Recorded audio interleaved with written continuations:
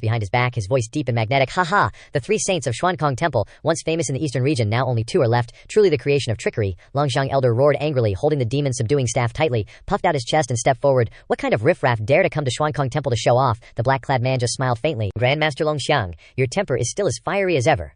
Remember when the Eastern region held a high-level conference of the top 10 immortal sects? You loudly advocated morality on the spot? Looking back now, it is truly a sea of change. The scenery of people is lost. Longxiang's pupils contracted. Who exactly are you? Being able to appear in the conference that year, you must have met.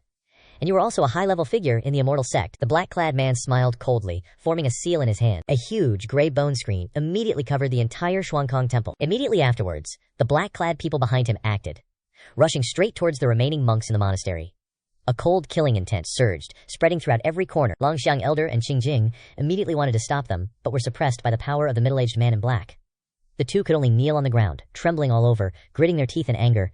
Now they no longer have the strength to resist, they can only let people kill them. Miserable screams and painful cries echoed throughout Fantuo Mountain, but under the gray bone screen blockade, all of them could not be transmitted to the outside.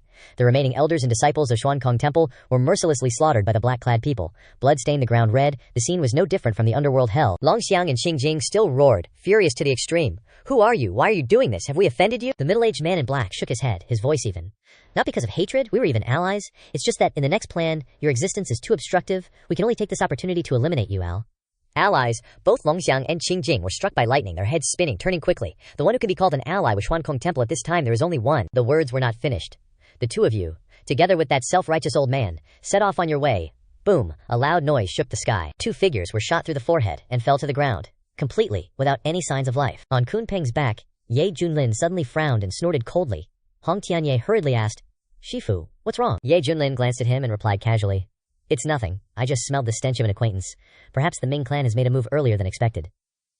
The scene changed to the Pure Land Kingdom. In the attic, the two princes were speaking in a deep voice to the middle-aged man in front of the emperor. Father, the incident that happened at Xuankong Temple this time, do we still need to regard them as a respectable sect? I am afraid that the world's Buddhist sects will soon form an alliance against Xuankong Temple. Your two sons believe that the Pure Land Kingdom should prepare a plan as soon as possible. The great prince next to him clenched his fists, his voice resounding with momentum. That's right, father, the name of the Holy Land of Buddhism has been ruined by those monks. Senior Ye just left. It seems that Xuankong Temple has failed in this battle. In my opinion, while they are weak, arrest all those monks, imprison them and slowly try them. In their hearts, Xuankong Temple was originally a noble holy land, and no one dared to offend it. But now that perception has completely collapsed. Those who survived and returned, seeing Xuankong Temple showing signs of being suppressed, wanted to take the opportunity to counterattack and avenge their hatred. Looking at his two precious sons excitedly, the ruler of the Pure Land just shook his head slightly and said, You guys are thinking too simply. At this time, Princess Mingyu stood on the corridor, observing the movements at Fantuo Mountain from a distance through a crystal ball.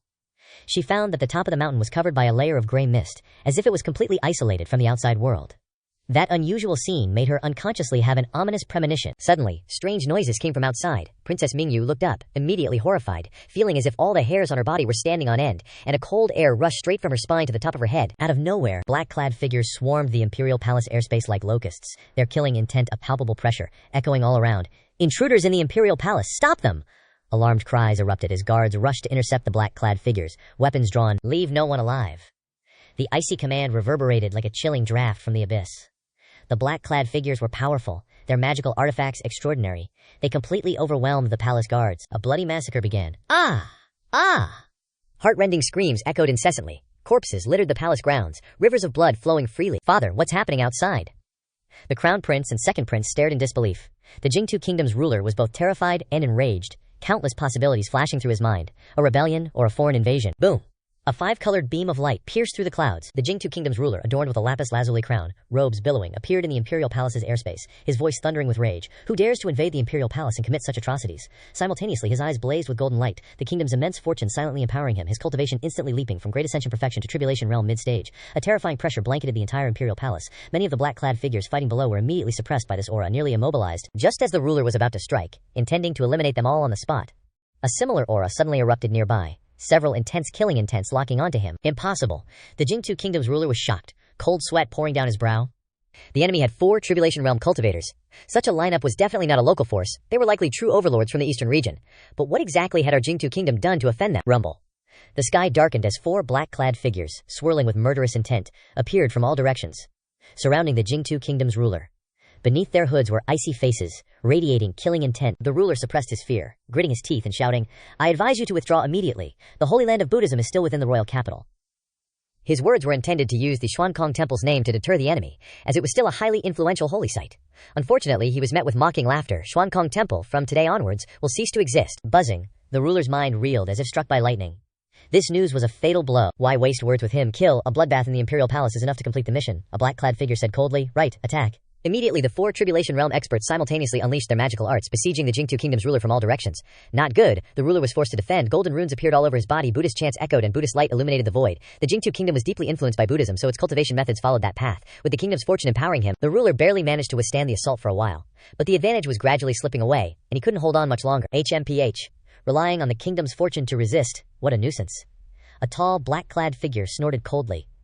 Put more strength into it. His kingdom's fortune is being depleted. Soon, no one will be able to stop us. The ruler groaned, his entire body under immense pressure, excruciating pain coursing through him, blood already trickling from the corners of his mouth. Father. The crown prince and second prince witnessed this scene with their own eyes, crying out in despair.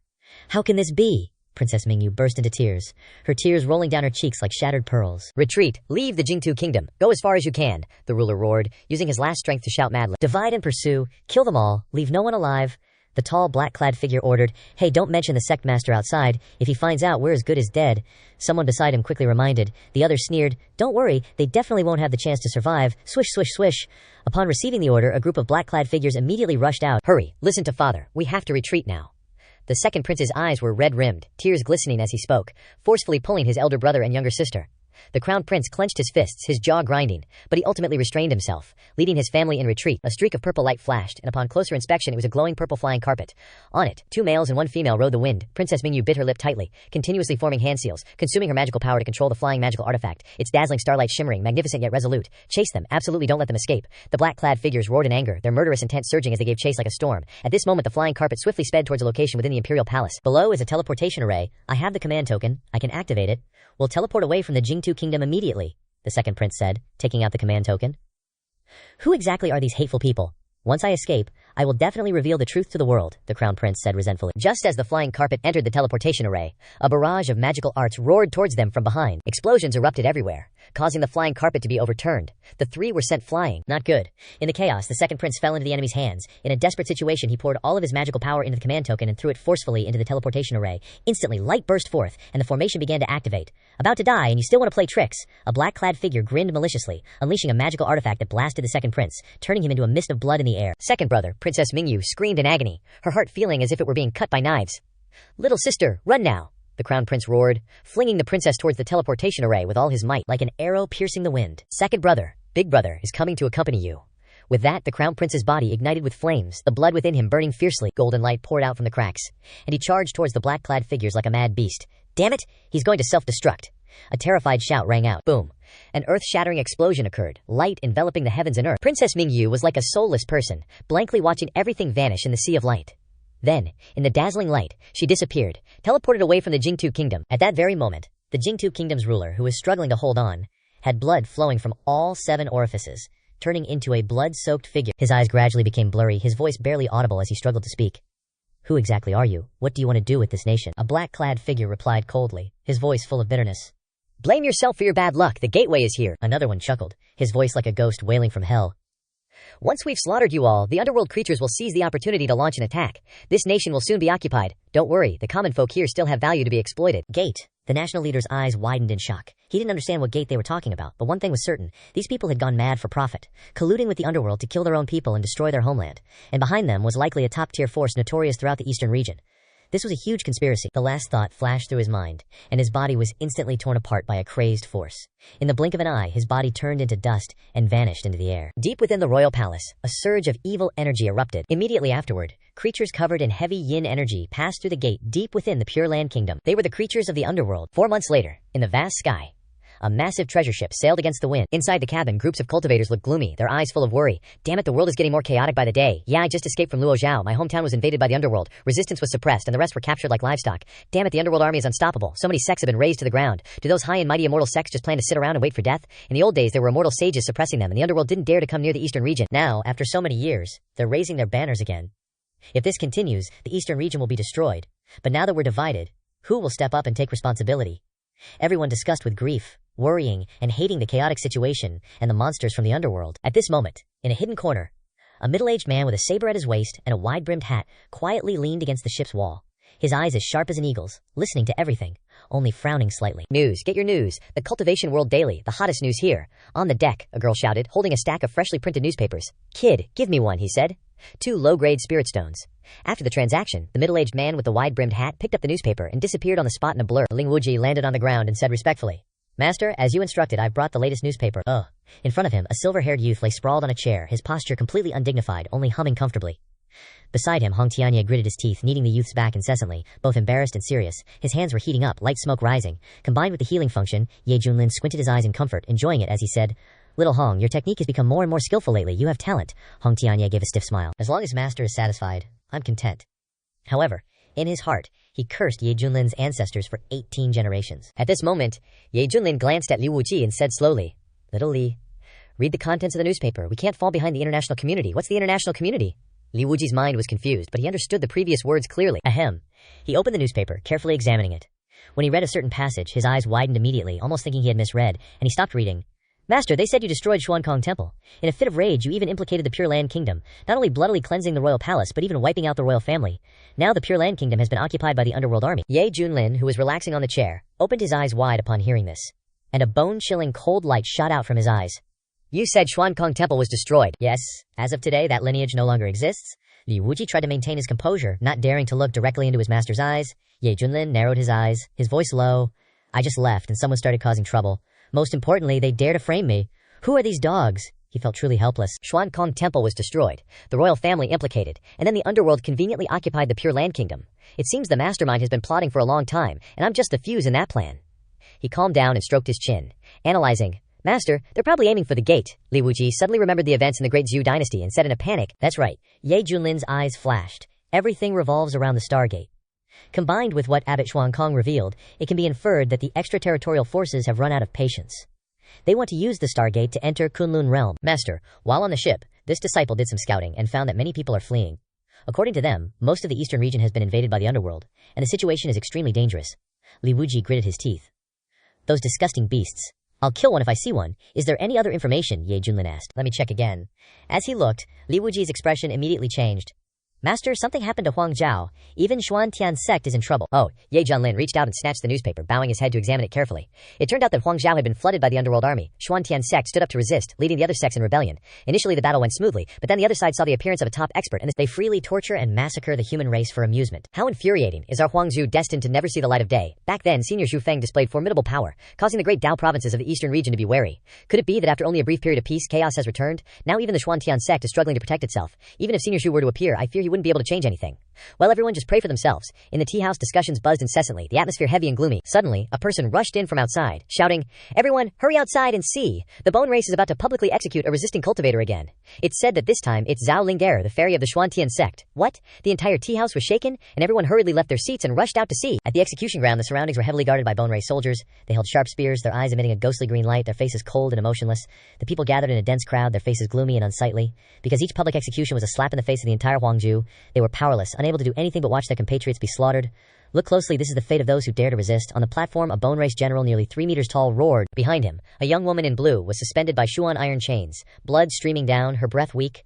I heard you hold a very high position in the Xuantian sect, haha. Even your elders don't dare to step out of their mountain gate, yet you dared to sneak away. Where did you want to go? The young woman in blue was Zhao Lingger, the daughter of Wei Dai, of the great Wei dynasty. Years ago, she was brought to the Xuantian sect by Ye Junlin to focus on cultivation. Because she possessed an extreme-grade water spiritual root, the peak master of Tiangxiang Peak brought her into the Sun Pavilion to cultivate for 3 years. 3 years in the Sun Pavilion was only 3 days in the outside world. When she emerged, she was already at the peak of the transformation god realm.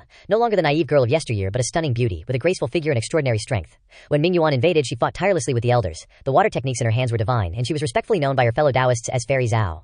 However, after many fierce battles, the Xuantian sect grew weaker, the sect leader was injured, and the sect was forced to retreat into its mountain gate. Zhao Lingor secretly left, because she heard that the Wei kingdom had been occupied, and her father's fate was unknown. On the way there, she encountered a patrol of the bone race. After a fierce battle, she was finally suppressed by a fusion realm general, and now hangs on the execution platform. Zhao Lingor's face was covered in blood, but her eyes still burned with anger. The bone race general sneered. In the entire Huangzhou, only your Xuantian sect is stubborn. But it doesn't matter. This time my Bone King will gather the entire army, tear apart your mountain gate, and slaughter you all. Hearing this, Zhao Lingor hissed through gritted teeth. If you dare to do that, as long as Zhu Feng Peak Lord returns, he will surely leave not a single one of your bone race alive. Bold! the general roared, the sound waves reverberating. Zhao Linger immediately bled from all 7 orifices, her head throbbing as if it were splitting. HMPH. Zhu Junlin, the white-haired god of slaughter. In my eyes, he is just a vain name. I'm afraid he is now cowering like a dog. How dare he return for revenge, he said contemptuously, his words full of sarcasm. Below, the bone race subordinates also burst into laughter, the laughter full of ridicule and complacency. You are not allowed to insult Zhu Feng Peak Lord, Zhao Linger shouted angrily, her whole body trembling with indignation. She could never forget the figure descending like an immortal in the Wei Kingdom years ago. The first time she saw Zhu Junlin was also the moment that determined her fate. Even after so many years, her heart still surged with emotion whenever she recalled it. That person was the strongest person she respected and admired most in her life.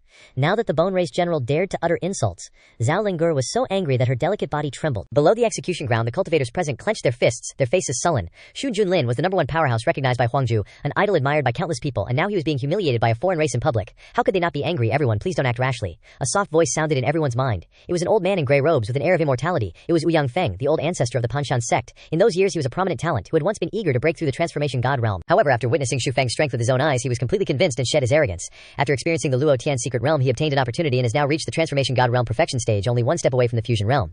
Even so, in the current situation, the transformation god realm couldn't change anything. That bone race general was a true fusion realm expert. Even if he risked his life, he would not be a match. Seeing that Zhao Linger was about to be executed, Ouyang Feng's heart was both anxious and sorrowful. At the same time, he hated so much that he gnashed his teeth. Over time, the Mingyuan army swept through Huangzhou, and the Panshan sect could not resist and was forced to disband. Other sects also retreated to the high mountains, except for the Xuan Tian sect, which still held out to the end, but even they were gradually running out of strength. Above the execution ground, the bone race general's eyes were cold, his large hands covered in white bones, exuding an aura of gloom.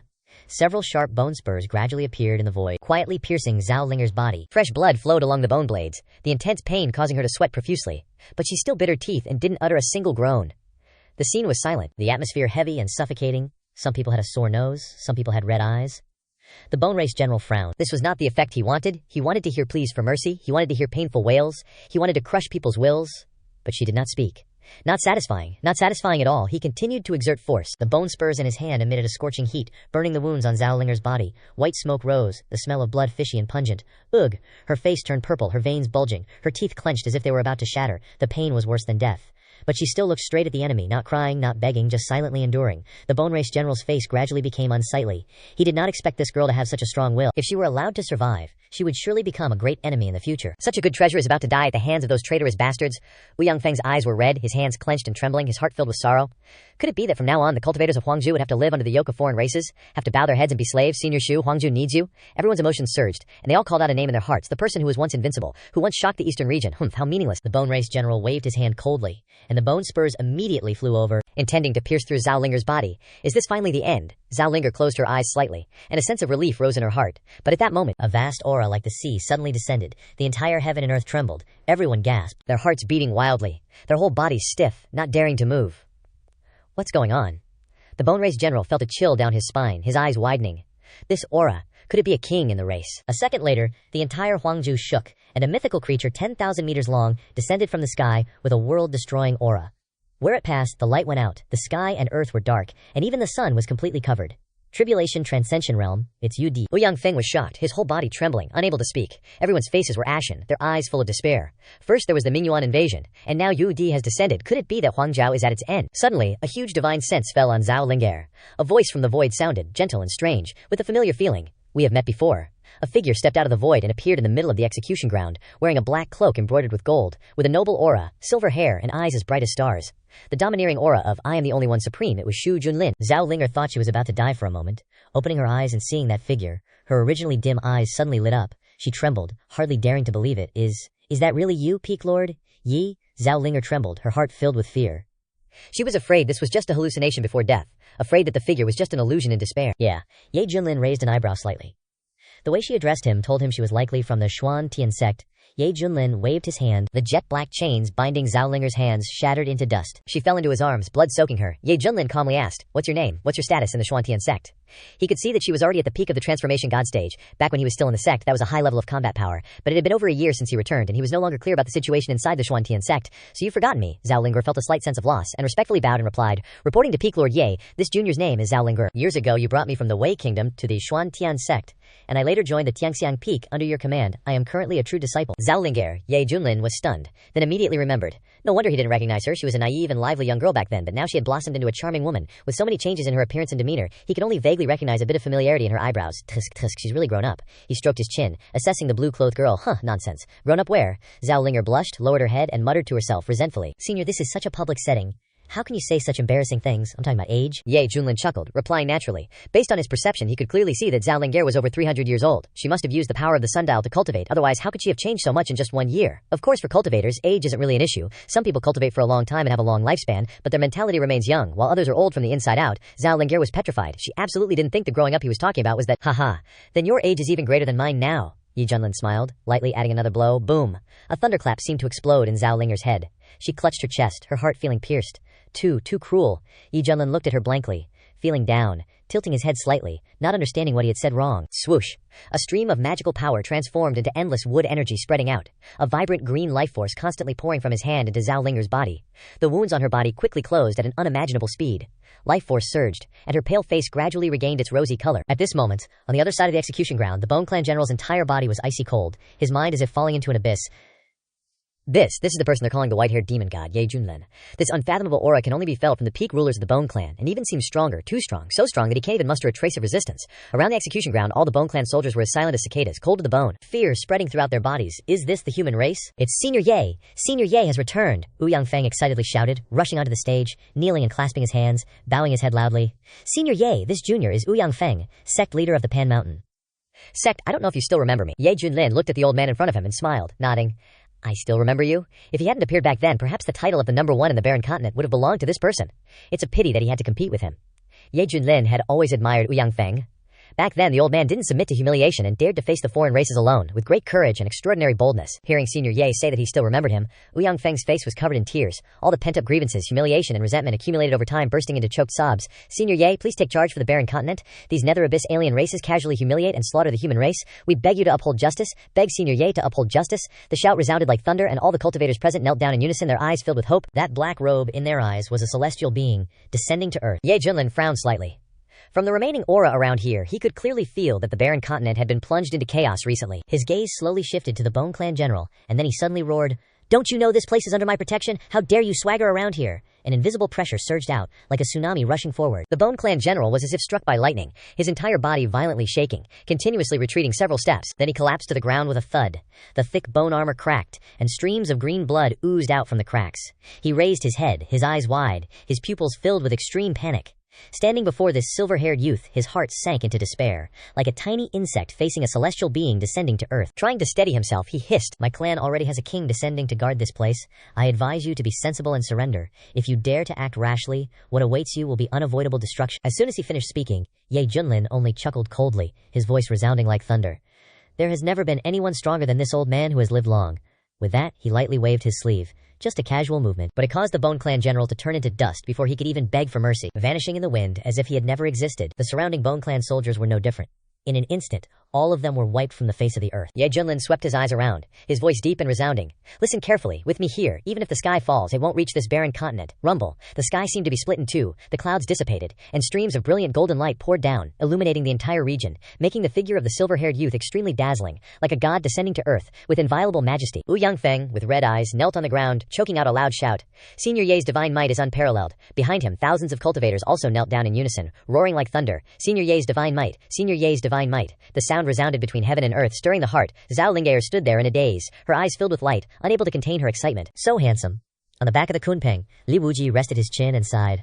"I didn't expect Master to have such a deep reputation in the barren continent. I sincerely admire him." Hong Tianye on the side curled his lips slightly, snorting softly. He started showing off again. The earth-shattering shouts seemed to tear apart the clouds. The scene was like a myriad of stars surrounding the moon, with 10,000 people welcoming one person. Ye Junlin remained in the same posture, one hand pointing to the sky, his long silver hair fluttering in the wind, his expression indifferent. But in his heart he felt extremely refreshed, thinking to himself, "Comfortable, it really feels great. Is this the feeling of being admired by countless people, being revered by generations?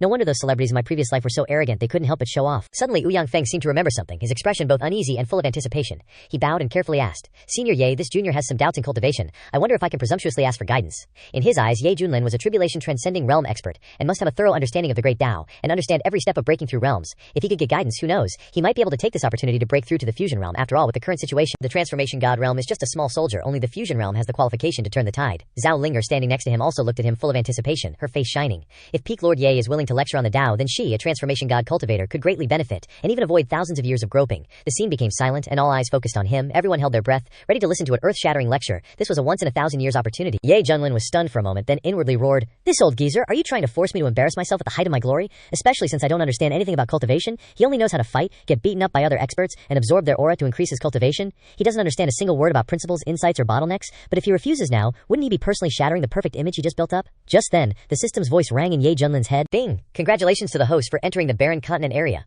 Would you like to receive the check-in reward?" He almost blurted it out, cursing inwardly. "Tongzi, you're pulling tricks at a time like this.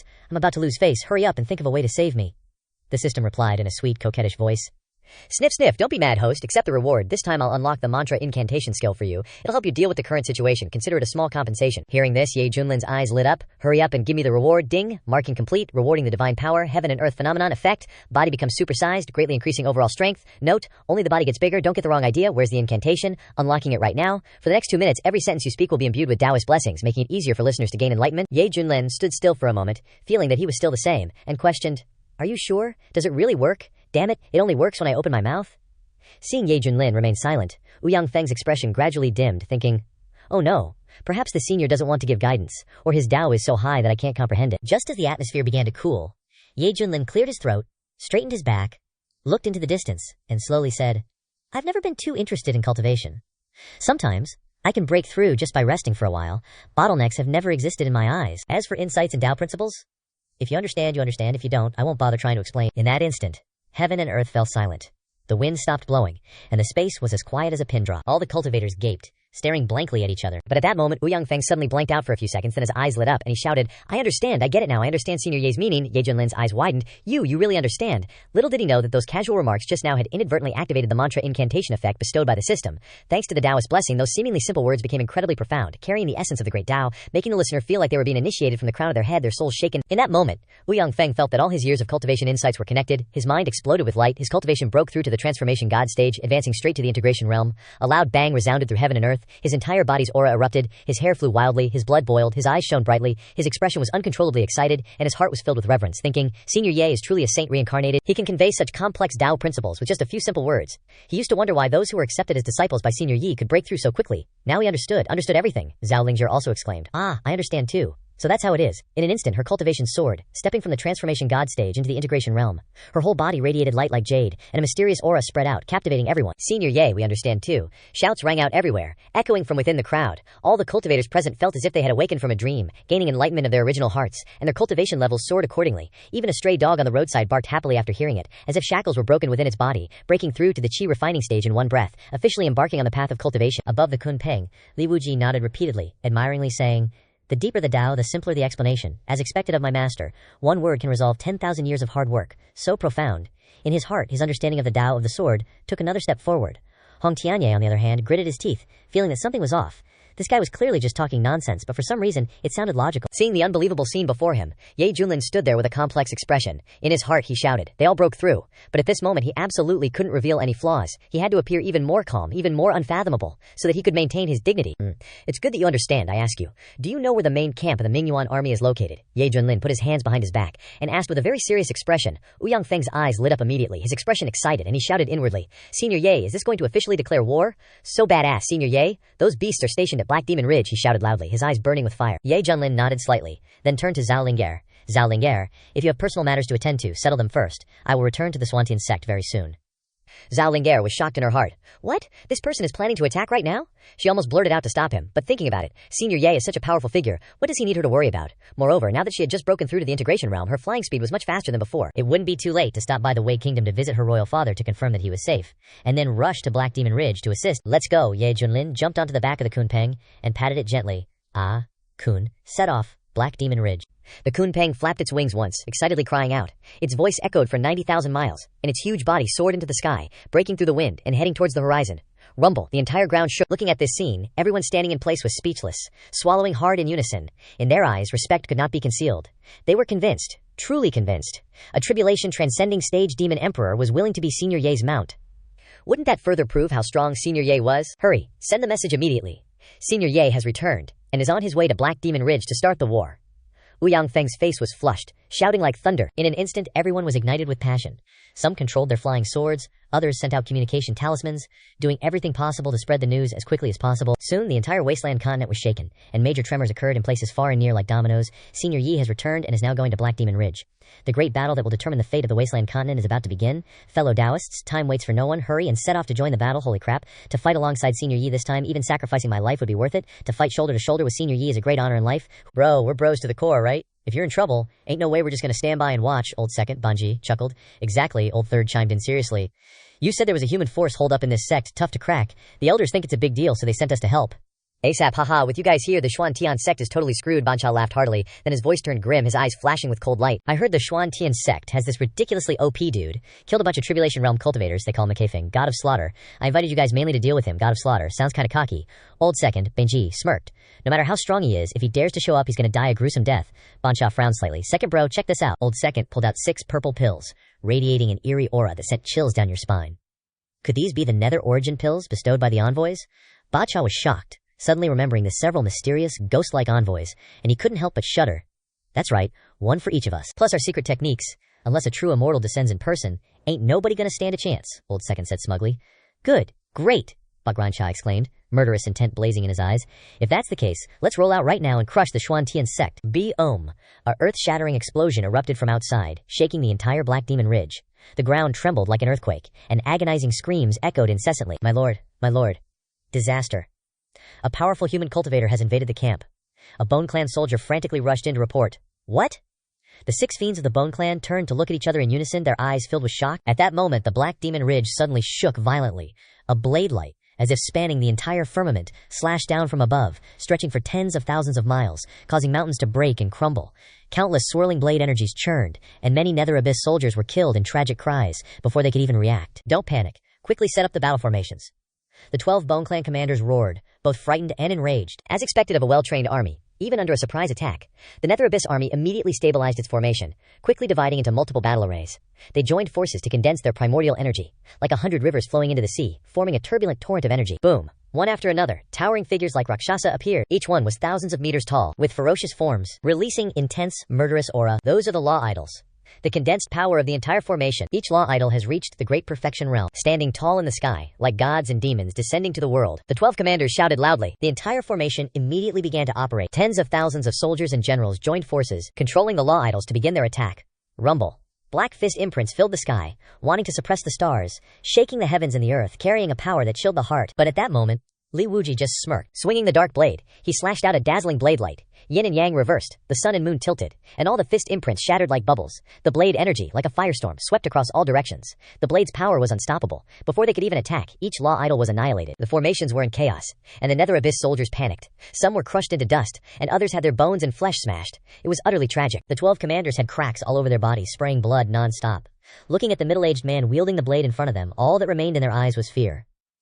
This is the aura of the Tribulation Realm. One person trembled as he blurted out. Li Wuji raised his blade again and was about to slash down when a destructive aura emanated from within the Black Demon Ridge. An overwhelming murderous intent caused his blade force to temporarily halt. He frowned slightly. 6 figures stepped out of the void, covered in yin and evil energy, standing tall in the air. It was the 6 fiends of the Bone Clan. Their eyes were all as cold as ice, focused on him. You are the god of slaughter, Ye Junlin, Ba Cha spoke, his voice as cold as ice. No, Li Wuji said softly, I am his disciple. The 6 brothers changed their expressions in unison. Even Ye Junlin's disciple is already in the Tribulation Realm, HMPH? Sending a disciple to fight, how insulting. Does he not care about his reputation anymore? Baja said angrily, gnashing his teeth. Bro, I think that Ye Junlin is scared, and just sent his disciple to test the waters, Old Second chimed in sarcastically. Li Wuji sneered. With the likes of you, you're not worthy of my master. Lifting a finger, swish. With a sound, the blade light, like divine punishment, illuminated the entire world. The 6 brothers felt their whole bodies turn cold, as if they had fallen into an abyss. Stop him, Bacha exclaimed in dismay, hurriedly striking out with his bone scepter. The evil yin energy covered the sky. The remaining 5 brothers also simultaneously unleashed their secret techniques, erupting with Tribulation Realm power. Boom! With a earth-shattering sound, the light erupted like an ocean, swallowing everything. The ground was torn apart. The mountain range turned into flat land, smoke and dust swirled up, and all vitality was completely extinguished. Run!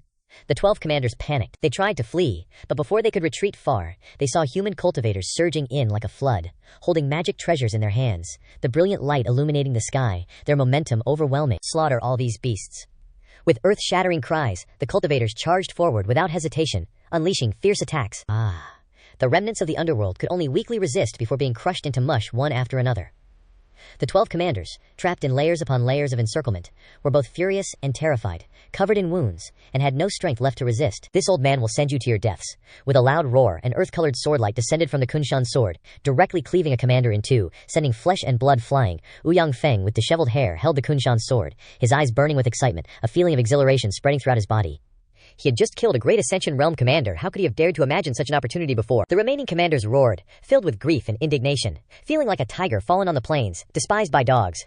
They roared, their killing intent erupting, charging straight at Ouyang Feng. "Don't rush, one by one. To die under my sword is an honor for you," Ouyang Feng laughed loudly, brandishing his sword as he charged in, slashing horizontally and vertically, causing the commanders to be heavily wounded, fresh blood spurting out, being forced back step by step. Surely after this battle, no matter how much time passes, that Panshan sect old ancestor will hold his head high with pride, recounting to his descendants the heroic feats of that day, proudly boasting that back then your ancestor, with only a combination realm cultivation, actually overwhelmed 11 great Ascension Realm bone race commanders alone. Truly invincible and awe-inspiring. On the other side of the battle line, as soon as they clashed, 6 bone race powerhouses were severely injured. The leader, Baza, was extremely horrified, fresh blood constantly gushing from the corner of his mouth, his eyes looking at the young man wielding the blade in disbelief. He couldn't understand why, even as a mid-tribulation Transcendence Realm cultivator with the support of 5 early tribulation Transcendence Realm brothers, he couldn't withstand a single blow from the opponent. Could it be that Ye Junlin's disciples are this terrifyingly strong? If not for the bone race's innate powerful defense, some would have already died. Li Wuji sneered, his voice full of sarcasm. "I told you before, dealing with you guys doesn't even require my master to take action himself." As soon as he finished speaking, the 6 bone race powerhouses felt deeply humiliated. Since their birth in the underworld, they had never been looked down upon so much. "Human, you will pay the price." With that, he immediately took out a Mingyuan pill and swallowed it straight into his stomach. A moment later, a sinister light like lightning shot out from his eyes, and an extremely strong yin-killing aura erupted from his entire body, covering the entire region. The tattered bone armor on his body also immediately recovered, even showing countless bizarre runes, like tadpoles twisting and swimming around, emitting a strange dark light. His cultivation base rose from the mid-tribulation Transcendence Realm to the peak. The remaining 5 brothers also simultaneously took out Mingyuan pills and swallowed them. After a resounding boom, all 6 emitted terrifying auras. Their cultivation bases soared to the late tribulation Transcendence Realm, and a raging yin-killing aura spread like a storm, their large figures straddling the sky, their power suppressing the 9 heavens. Bazha felt the surging power in his body, the corner of his mouth curled into a sneer, secretly exclaiming, "The Mingyuan pill bestowed by the envoy is indeed a divine item." He immediately locked his eyes on Li Wuji, roaring, "Human, prepare to die." Before he could finish speaking, countless huge bone thorns intertwined and rushed over, as if wanting to pierce Li Wuji in mid-air. But Li Wuji was not afraid at all. On the contrary, he became even more excited. He shouted, "Came at the right time." The blade in his hand swung, a full-powered strike slashing down, countless bone thorns instantly disintegrating into segments, a faint black shadow flashing past, his wrists slightly twisting, his saber techniques changing like drifting clouds and flowing water, the saber energy rampant and boundless in power. Seeing this, Bazha roared angrily, "Die for me!" Bone thorns surged from all directions, dark light flashing, runes filling the sky, the destructive force causing even space to twist. His brothers also joined the encirclement one after another. The 6 attacked simultaneously, the situation becoming suffocating, the fighting extremely fierce. Li Wuji remained fearless, displaying his saber techniques like flowing water and drifting clouds, layers of dense saber shadows covering the sky. He alone facing 6 opponents, without showing any weakness. The more Bazha fought, the more frightened he became, muttering in disbelief. "Impossible! Ye Junlin's disciple could be this strong," he roared angrily. "Bone race profound meaning, bone imprisonment kill." Instantly, the entire surrounding space suddenly became cold, the blood in Li Wuji's body seemingly freezing. Countless bone thorns engraved with runes tore through the void, condensing into a square prison, imprisoning him within. Banziha sneered, his right hand clenching, the entire prison emitting a dazzling bloodlight, the runes moving as if wanting to crush Li Wuji into bones and blood. The brothers outside sneered, "Big brother is truly powerful. With this move, that guy will definitely not survive." Inside, Li Wuji felt an imminent danger, his entire body's bones trembling. Even lifting his blade was difficult. But strangely, he was not panicked at all. On the contrary, the corners of his mouth curled into a crazy smile, each heartbeat like the sound of a war drum resounding, strong and rapid. The blood in his body boiled, the veins on his forehead bulging, his black hair disheveled, his eyes bloodshot, his face becoming ferocious, black energy surging around him. The demonic bloodline had finally awakened. He panted, the idea of killing occupying his entire mind, the blade in his hand swinging wildly, each strike like a ball of destructive light, slashing straight ahead. A earth-shattering explosion rang out, and the bone prison instantly shattered like dust. Now Li Wuji truly deserved the title of Blade Devil. The aura of an ancient demon king erupted on his body, a sense of oppression like a mountain collapsing and a sea roaring, his eyes shooting out blood-red light. Sweeping across the heavens and earth, Li Wuji's black hair was disheveled, his face distorted as if going mad, his eyes bloodshot. He stomped forward, wildly wielding the blade in his hand, the boundless blade light spreading like sea waves, tearing the void into pieces. "You're just an early tribulation transcendence realm cultivator. How strong can you be?" Baziha angrily rushed forward, his hand waving to grab. A palm covered in cold dark light, runes wrapped around it. Boom! The two sides collided fiercely. Li Wuji roared, his entire body focusing its strength on the blade. The blade light carried a destructive aura, crimson lightning surging. Bazaha felt a sharp pain in his arm, his heart shocked, clearly having reached the peak of the tribulation transcendence realm, and even having the Mingyuan pill for support, yet he was still openly blocked by this person, even vaguely falling into a disadvantageous position. Li Wuji shouted as he slashed, "Kill! Kill! Kill!" The blade light spread all over the sky, the saber energy surging like a tidal wave. The entire sky seemed to be torn apart. Bazaha spit out fresh blood, his back turning ice cold. Even he was being forced to this extent, let alone the others. They were being slashed, their bone armor cracking piece by piece, wailing incessantly. At that moment, a beautiful female figure appeared, her red robes fluttering, her body blazing with dazzling flames like constellations revolving around her. Hong Tianyé's appearance caused the surrounding temperature to soar, her temperament extraordinary and refined. She looked at Li Wuji, who was madly hacking and slashing, clicking her tongue and saying, "How embarrassing, it's taking you this long to deal with these guys. Master was afraid you would fall too deeply into demonic possession, so he sent me to take care of it for you." Peak tribulation transcendence realm. Is this woman also Ye Junlin's disciple? Banzaha's heart was in turmoil, his fear of the legendary name deepening even further. Li Wuji's face contorted, eyes bloodshot like a wild beast, as he roared at Hong Tianyé, "Scram! They're my prey, you dare say that again?" Hong Tianyé glared coldly, his face full of rage. As the most senior disciple, with the highest status among them, he couldn't tolerate this madman's disrespect. Li Wuji, while swinging his blade and suppressing the 6 Jibone clan members, angrily cursed, "Yeah, you, with that stinky ladyboy face, keep bothering me and I'll hack you to death." Boom. The curse was like a hammer blow to Hong Tianyé's head, making his head buzz. He was stunned, unable to believe he had actually been cursed at, especially those 3 words, "stinky ladyboy face," which pierced his heart like sharp knives. "Very well," Hong Tianyé said, his hair flying wildly, a terrifying glint in his eyes. He laughed out of anger. "I'd like to see just how strong you are." Swoosh! A pair of violet wings appeared behind him, flapping powerfully, violet flames surging everywhere. Red-hot flames swept across the area, turning the roadside rocks and soil into dust. The true flame violet phoenix wings manifested. Hong Tianyé transformed into a streak of light, his wings beating to send violet flames scattering, stirring up a blazing light. At this moment, Hong Tianyé suddenly attacked, a dragon palm full of flames striking down, forming a massive palm print, its power enough to destroy all living things. The great flame palm descends. Even with the demonic bloodline affecting him, Li Wuji still sensed the approaching threat without hesitation. His eyes bloodshot, he roared maniacally, "Bring it on!" Swoosh! A blade slashed across the sky, pitch black light tearing through the heavens, darkness enveloping the world. Boom! A deafening explosion, shaking 90,000 miles, energy spreading everywhere, chaotic air currents rising and churning. Hong Tianyé flapped his wings, standing in the sky, looking down arrogantly. "Surrender yet, or not, brat? You think I can't subdue you?" Li Wuji was covered in blood, his aura chaotic, his bloodshot eyes glowing, his whole body trembling, as he burst into unrestrained laughter. "Ha ha! So exhilarating, so damn satisfying. Stinky ladyboy face, come again, let me see how tough you really are." Hearing that provocation, Hong Tianyé's eyes twitched uncontrollably, his mind like a volcano erupting, anger burning in his chest, plumes of green smoke rising from the top of his head. "You insolent fool! I'll teach you a lesson you won't forget." Swoosh! Hong Tianyé flapped his wings, transforming into a streak of light, soaring forward, the sky filled with violet flames and scorching air currents. "Roar!" Li Wuji roared, veins popping all over his face, saliva flying everywhere, demonic energy swirling around him, his black hair a wild mess like a beast. Rumble. The two continued their fierce battle, heaven collapsing and earth shattering, a scene like the end of the world. "Boss, how did they start fighting like this?" The remaining 5 brothers stood blankly, their souls flying out of their bodies from the intensity of the battle. Utterly terrified, Bazaha swallowed hard, regained his senses, and said angrily, "They're sidelining us. Is this them looking down on us? We, the 6 Bone Clan fiends, have never suffered such humiliation." The second, Banji, gnashed his teeth and continued, "That's right. I think it's time to use our true strength to let those human cultivators know what real power is." Baziha said in a deep voice, "If that's the case, then one move is enough." Just then, the surrounding cultivators were stunned, both astonished and confused. Someone muttered, "What's going on here? Those two seem to be disciples of Senior Ye. That's right, why are they fighting?" On the Kunpeng's back, Bai Zhaoxi hurriedly shouted, "Stop fighting, please stop fighting, don't fight anymore. Senior brother Hong, junior brother Li, calm down a bit." Ye Junlin looked at the battle in front of him, a hint of helplessness in his tone. "You've got to be kidding me, why are they fighting each other now?" Initially, he just wanted to slack off and let his disciples take care of the task of eliminating the underworld abyss army, who knew that after going back and forth the situation would turn out like this. Just as he sat up, a sudden change occurred. The 6 Bone Clan fiends simultaneously formed hand seals, a mysterious aura erupting from their bodies, a brilliant purple light enveloping them, their bodies beginning to crack and shatter. Banzaiha asked in a deep voice, "Everyone ready?" Behind him, the other 5 answered in unison. "Ready," Banzaiha shouted. "Then I'll be the head." In an instant, his body transformed into a streak of light, condensing into a massive, terrifying skull. The others also transformed, one by one, each speaking in turn. "I form the body, I form the right arm, I form the left arm, I form the right leg, I form the left leg." A dazzling light, like a great sun, burst forth. A colossal figure like a demon god standing tall, towering 500,000 meters high, standing proudly between heaven and earth. Compared to its massive body, the Dharma aspects of the underworld abyss army in front were nothing more than ants. The entire body of this monster seemed to be formed from mountain rock, its meridians bulging, its powerful aura reaching the peak of the late tribulation stage. With a mere lift of its hand, heaven and earth would collapse, the sun and moon would dim, its might overwhelming all things. Wu Yangfeng and the others felt their scalps go numb, their mouths dry, their faces full of fear. A voice rang out from the giant's body, its sound majestic and soul-stirring. Are you two done fighting yet? Hong Tianye, having just blasted Li Wuji away, saw the colossal figure standing in front of him, its eyes burning with eerie green flames, coldly looking down. Even Hong Tianye felt immense pressure, his expression immediately becoming serious. On the other side, the Kunpeng widened its eyes in panic because it had never seen a creature larger than itself. Bai Shaoxi shouted, "Wow, so big!" Ye Junlin, on the other hand, clicked his tongue in admiration. Interesting, very interesting indeed.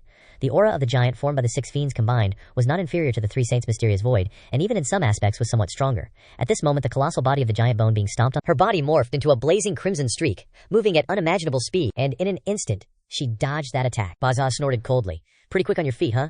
But his gaze stayed locked on his target. He raised both hands and slammed them down with immense force. A resounding boom and a terrifying wave of pressure radiated out. Hong Tianye gritted her teeth, holding on as her violet flame wings flapped furiously behind her, propelling her madly upwards. Baza grew slightly impatient, his voice dripping with disdain. "Little fly, no matter how fast you buzz around, you're still gonna end up squashed by me." Those words instantly infuriated Hong Tianye. She was an immortal, for crying out loud, standing above all living beings. Now, to be called a mere fly by this dark creature, how utterly humiliating, how could she possibly tolerate it? She immediately unleashed her Violet Emperor True Flame wings, her 2 wings churning violently, as heaven engulfing purple divine flames surged forth. Their heat was enough to melt thousands of miles of mountains and rivers, their power absolutely terrifying. In an instant, the colossal bone giant's arm was engulfed by the divine flames, continuously emitting crackling sounds and scorching heat. Hong Tianye asked coldly, "How's that taste?" Bazaha frowned. But then a strange smile spread across his face, the corners of his mouth curving into an exaggerated grin. "Oh, super warm." Hong Tianye was slightly stunned. This was completely not the reaction she expected. The Bone Clan naturally possessed formidable bodies, their bone armor extremely sturdy. Now that they had fused into one being, their defensive power had reached an astonishing level. Enraged, Hong Tianye roared, "There's no way I can't shatter your defenses!" She held nothing back, going all out in battle. Massive flame palms, each carrying heaven-engulfing crimson flames, continuously rained down like a torrential downpour, their surging power making the sky rumble with explosions. The giant's upper body immediately erupted in uneven bursts of light, creating a truly terrifying spectacle. At this moment, Banza also sensed feedback from the consciousness of his brethren, and his expression instantly changed. Glaring fiercely at Hong Tianye, he roared in fury, "You rotten hag, how dare you injure my brothers!" His furious roar echoed through the clouds as he gathered power into his fist. Striking out with a punch like a falling sun, its awe-inspiring power shattered each layer of flame palms before him. Not good. Hong Tianye felt her scalp tingle, and she hurriedly activated the purple flames of her wings behind her, transforming them into a streak of light that coalesced before her, forming a purple flame protective ward, whose light constantly flowed. BOM. The purple flame protective ward shook violently, the colossal fist blocked just outside. Hong Tianye gritted her teeth, her forehead beaded with sweat. Bazaiha sneered, "Just die already." His fist's power surged like a tide, continuing to press down. Sirak. A terrifying surge of energy collided and exploded, piercing through the purple flame ward. In an instant, a phantom afterimage flew thousands of meters away. Hong Tianye's body plummeted like a falling comet, crashing into a mountain, stirring up thick clouds of dust and smoke as a towering mushroom cloud appeared, filling the air with dust. From the rubble, a figure shakily stood up, coughing up blood, her face pale. "Unless I make another breakthrough, stepping into the Tribulation Transcendence Perfection stage and cultivating a more powerful fire-type divine ability, there's no way I can stand against this monster." Hong Tianye's gaze grew serious as she looked towards the colossal skeletal giant, clearly sensing the immense power disparity. Just then, a familiar voice rang out. "Oh, senior brother Hong, what a coincidence, you're here too." Hong Tianye tilted her head to look, only to see Li Wuji awkwardly waving, his face full of embarrassment. Turns out Li Wuji had gone berserk earlier due to demonic possession, and it was getting blasted away by Hong Tianye that actually snapped him back to his senses. He'd then been meditating, relying on his will to fight off the demonic influence, and now, the moment he stood up, he saw Hong Tianye getting blasted over here too. His mood at this moment was truly indescribable. Hong Tianye's mood wasn't great to begin with, and now meeting the guy who had attacked her before, her expression turned even uglier. She asked coldly, "Junior brother Lai, looks like you're awake. Do you remember what you said before?" Li Wuji stiffened, scratching his head with an awkward laugh. "Don't make it hard for me, senior brother. I really don't remember anything from back then. If I said anything disrespectful, I hope you can be magnanimous and overlook it," although he didn't want to admit it. In his heart, he vaguely remembered something, but he absolutely couldn't reveal it. Hong Tianye narrowed her eyes, staring at him, trying to find any traces of deceit. Li Wuji, feeling guilty, quickly changed the subject, shouting, "Whoa, what's that monster, senior brother? Did it blast you away?" Hong Tianye's face turned as black as a pot. She replied coldly, "That's right, surprised." Li Wuji continued, No, senior brother Hong is so amazing, you must have let it go on purpose, right?" Hong Tianye struggled to suppress the urge to attack, thinking to herself, this guy's words could seriously make someone die of anger. Suddenly, Li Wuji's expression changed, and he cried out, "This is bad. That monster is heading towards Master. Looks like it's about to make a move." Hong Tianye immediately looked, eager to see how Master would deal with this terrifying entity. Its defense seemed invincible, its power enough to flatten thousands of miles of mountains and rivers. She couldn't see any weaknesses at all. Bai Zhaoxi, nestled in Kunpeng's arms, her soft body trembling, shouted, "Master, it's coming." Kunpeng also felt uneasy. If its master hadn't given a command yet, it would have long since turned tail and fled. A deep voice echoed through the 9 layers of clouds, like the ringing of a bronze bell. Ye Junlin, you are truly too arrogant. Do you think you can suppress us with just those 2 disciples? The monster's 2 eyes emitted an eerie, dark green light, piercing through space and making people's minds tremble. SWOSH. 2 gloomy green beams of light shot out, locking onto Ye Junlin. Now it's your turn, Bao Zaha roared loudly. Only then did Ye Junlin slowly stand up, looking at the monster with a faint smile. I know you're eager, but don't rush it. He stretched his body, extending his arms and legs, casually doing a little warm-up. Baza's face turned purple with rage, but in his heart, a strange sense of danger arose, a feeling like he was about to face something completely unpredictable. Ye Junlin looked straight at it with a cold smile. So, you think you're hot stuff in a brawl, huh? Why wouldn't I be? Bazha looked down from above, laughing disdainfully and treating Ye Junlin like mere dust. Ye Junlin lightly snapped his fingers, saying each word clearly. Remember that arrogant look on your face right now, because in just a moment, you'll be on your knees, crying and begging me for forgiveness. Baozha was stunned, then towering rage flared within him. This human is seriously out of his mind. As it was about to make a move, the figure before it suddenly moved. Ye Junlin glided like the wind, his figure lightly rising from the back of the heaven-earth manifestation Kunpeng. Following an ice-cold bang that echoed in all directions, Ye Junlin's figure suddenly soared, instantly becoming unbelievably large. A booming sound reverberated throughout the heavens and earth. At this moment a colossal body appeared between the earth and sky, long silver hair fluttering like fallen stars, eyes blazing like 2 suns hanging high, gaze majestic and profound like the starry sky, faintly revealing the universe's constellations, dazzling to the extreme. Seeing Ye Junlin towering over him by 2 heads, Bacha couldn't help but panic, his voice trembling as he said, How can you be like this? After casting heaven and earth transformation, Ye Junlin looked down at the small mountain ranges and winding rivers, a novel feeling arising in his heart as if he were standing in the midst of the world. Seeing the supergiant skeleton now a bit shorter than him, the corner of his mouth slightly curved, revealing a smug smile, his eyes arrogantly saying, See, I'm bigger than you. Bacha felt that these words were a bit off, but it was clear that the other party was provoking him. It became so angry that it lost control. So what if you're big? With that, it swung its fist, the fist wind surging between heaven and earth, sweeping down countless ancient trees. Ye Junlin only smiled slightly, then also threw a punch to meet it. An earth-shattering explosion rang out, like 2 comets colliding, the energy waves spreading, the ground shaking and cracking, mountains collapsing, and rivers boiling. Baksha was shaken back dozens of steps, his eyes revealing obvious fear. The right arm where it merged with Lao Er's, second brother's, muscles let out a painful groan. He said, Second brother, try to endure it. We must work together to defeat him. Baksha glared angrily ahead, shouting, Ye Junlin, don't get too cocky. Ye Junlin shook his head slightly. No, my name is not Ye Junlin, it's Ye Wen. He put one hand behind his back, the other hand raised in front of his chest, in the standard pose of Wing Chun, and said in a deep voice, Wing Chun Ye Wen, seeking guidance. Bagcha was petrified, his mind skipping a beat, not understanding what the other party was doing. It roared, I don't care what you're called, now I want to beat you to death. A bang resounded, rocks and soil splashing. The supergiant skeleton shot up like lightning, kicking out like a twisting dragon, aiming straight at Ye Junlin, but he simply and easily deflected the attack to one side, and in the blink of an eye rushed close to his opponent, Wing Chun's continuous punches raining down like a storm. Boom boom resounded, the supergiant skeleton taking hit after hit, cracks appearing in its bone armor, blood flowing from its body. Bacha roared while spitting blood, frantically retaliating, but every punch was diffused. Ye Junlin said sternly, I told you, call me Ye Wen or Master Ye. He skillfully took and parried moves, his fist techniques clear and concise, his movements neat, possessing a high degree of artistry. For a tribulation-transcending cultivator like him, these mundane fist techniques had become deadly weapons, because he had deduced and perfected them to a higher level. Ye Junlin had broken all the rules, shattered their beliefs, beating Bamchao's body until it cracked, blood flowed all over, the runes on his armor dimmed, almost extinguished completely. In everyone's shocked eyes, that huge figure was like a god descending to earth, smashing everything with every punch. At this moment, Bamchao was beaten into something akin to a dog with a broken leg, his spirit in utter chaos. Inside his consciousness echoed the groans of the remaining 5 brothers, each screaming in agony. It hurts so much, stop hitting. Big brother begs you to stop, I really can't take it anymore, I'm about to die. The heart-rending cries seemed to explode in his head. Bacha's heart churned with turbulent waves, fear clearly written on his face. He couldn't believe his eyes. Could there really be such a powerful being among the human race? If he had known it would be like this, he wouldn't have foolishly volunteered to suppress such a remote Daozo province. At this moment, Bacha roared, unleashing his strongest ultimate technique. 6 bones, 1 heart, profound bone sacrifice. 6 bones, 1 heart, profound bone sacrifice was a wicked technique originating from ancient times, buried in the forbidden texts of the Xuanyu sect's deep domain. Once cast, it required 6 people with interconnected bones and unified minds to sacrifice their entire bone marrow together,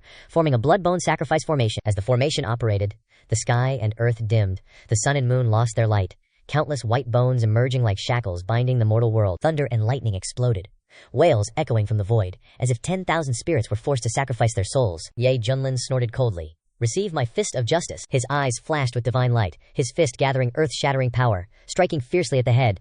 Bacha, without an earth-shattering explosion, the head shattered on the spot. Big brother is dead. The remaining 5 brothers panicked at the same time, their spirits shaken, filled with fear and despair.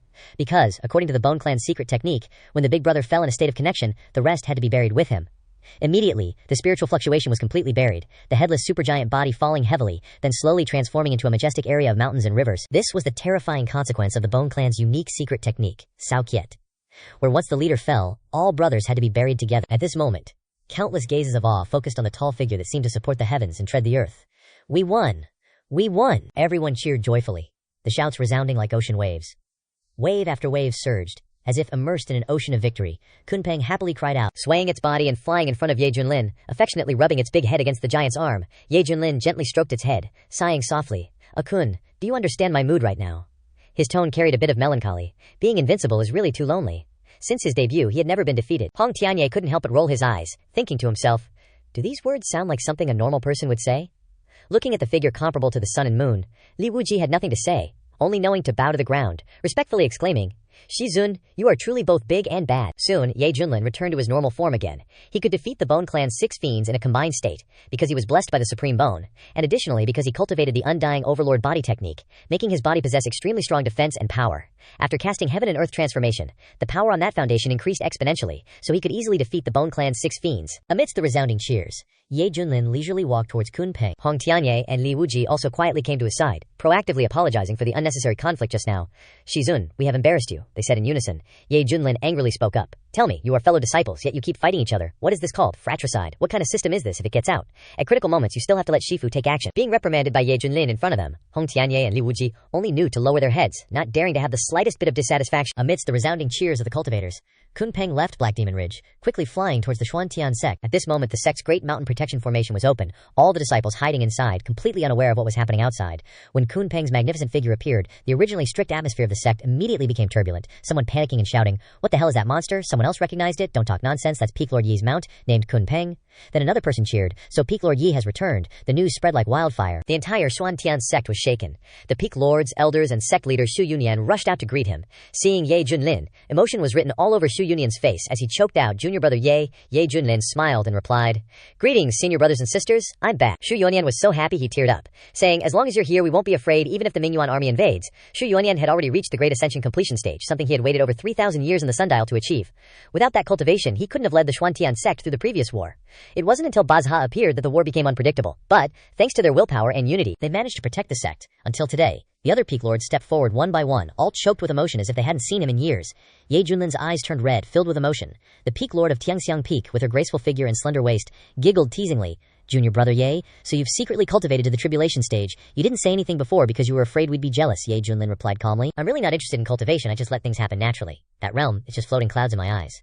At this moment, sect leader Xu Yunyan turned to Ye Junlin and said seriously, Junior Brother Ye, your return is timely. The Mingyuan army is still stationed in Huangzhou, led by a bone race king whose cultivation is also at the tribulation stage.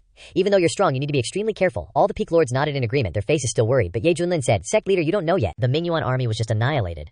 And that bone race king was killed by me. Huangzhou is now liberated. Everyone was shocked. The sect leader and Peak Lords all stared at Ye Junlin with wide eyes, asking in trembling voices, Ye, Junior Brother Ye, is that true? Ye Junlin shrugged and smiled. Yeah, it's just a piece of cake.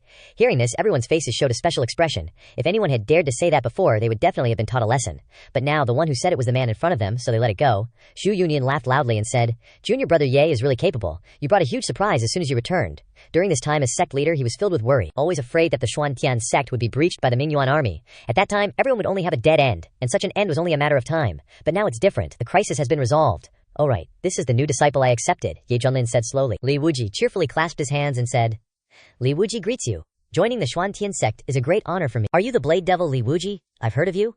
The Peak Lord of Kanjian Peak immediately returned the greeting. Haha, looks like I have a bit of fame. Li Wuji scratched his head with a grin, his face beaming. Hong Tianye saw how pleased he was and felt uncomfortable, so he said coldly, don't be so narcissistic, that's just notoriety spreading far and wide. The Kanjian Peak Lord hurriedly urged everyone to make way for Junior Brother Ye to enter, and everyone couldn't wait to hear what interesting things he had encountered in the past year. Then Ye Junlin began to recount his journey over the past year, from the birthday banquet incident, the Great Zhao Dynasty, Longmen Inn, to the Yawang Valley.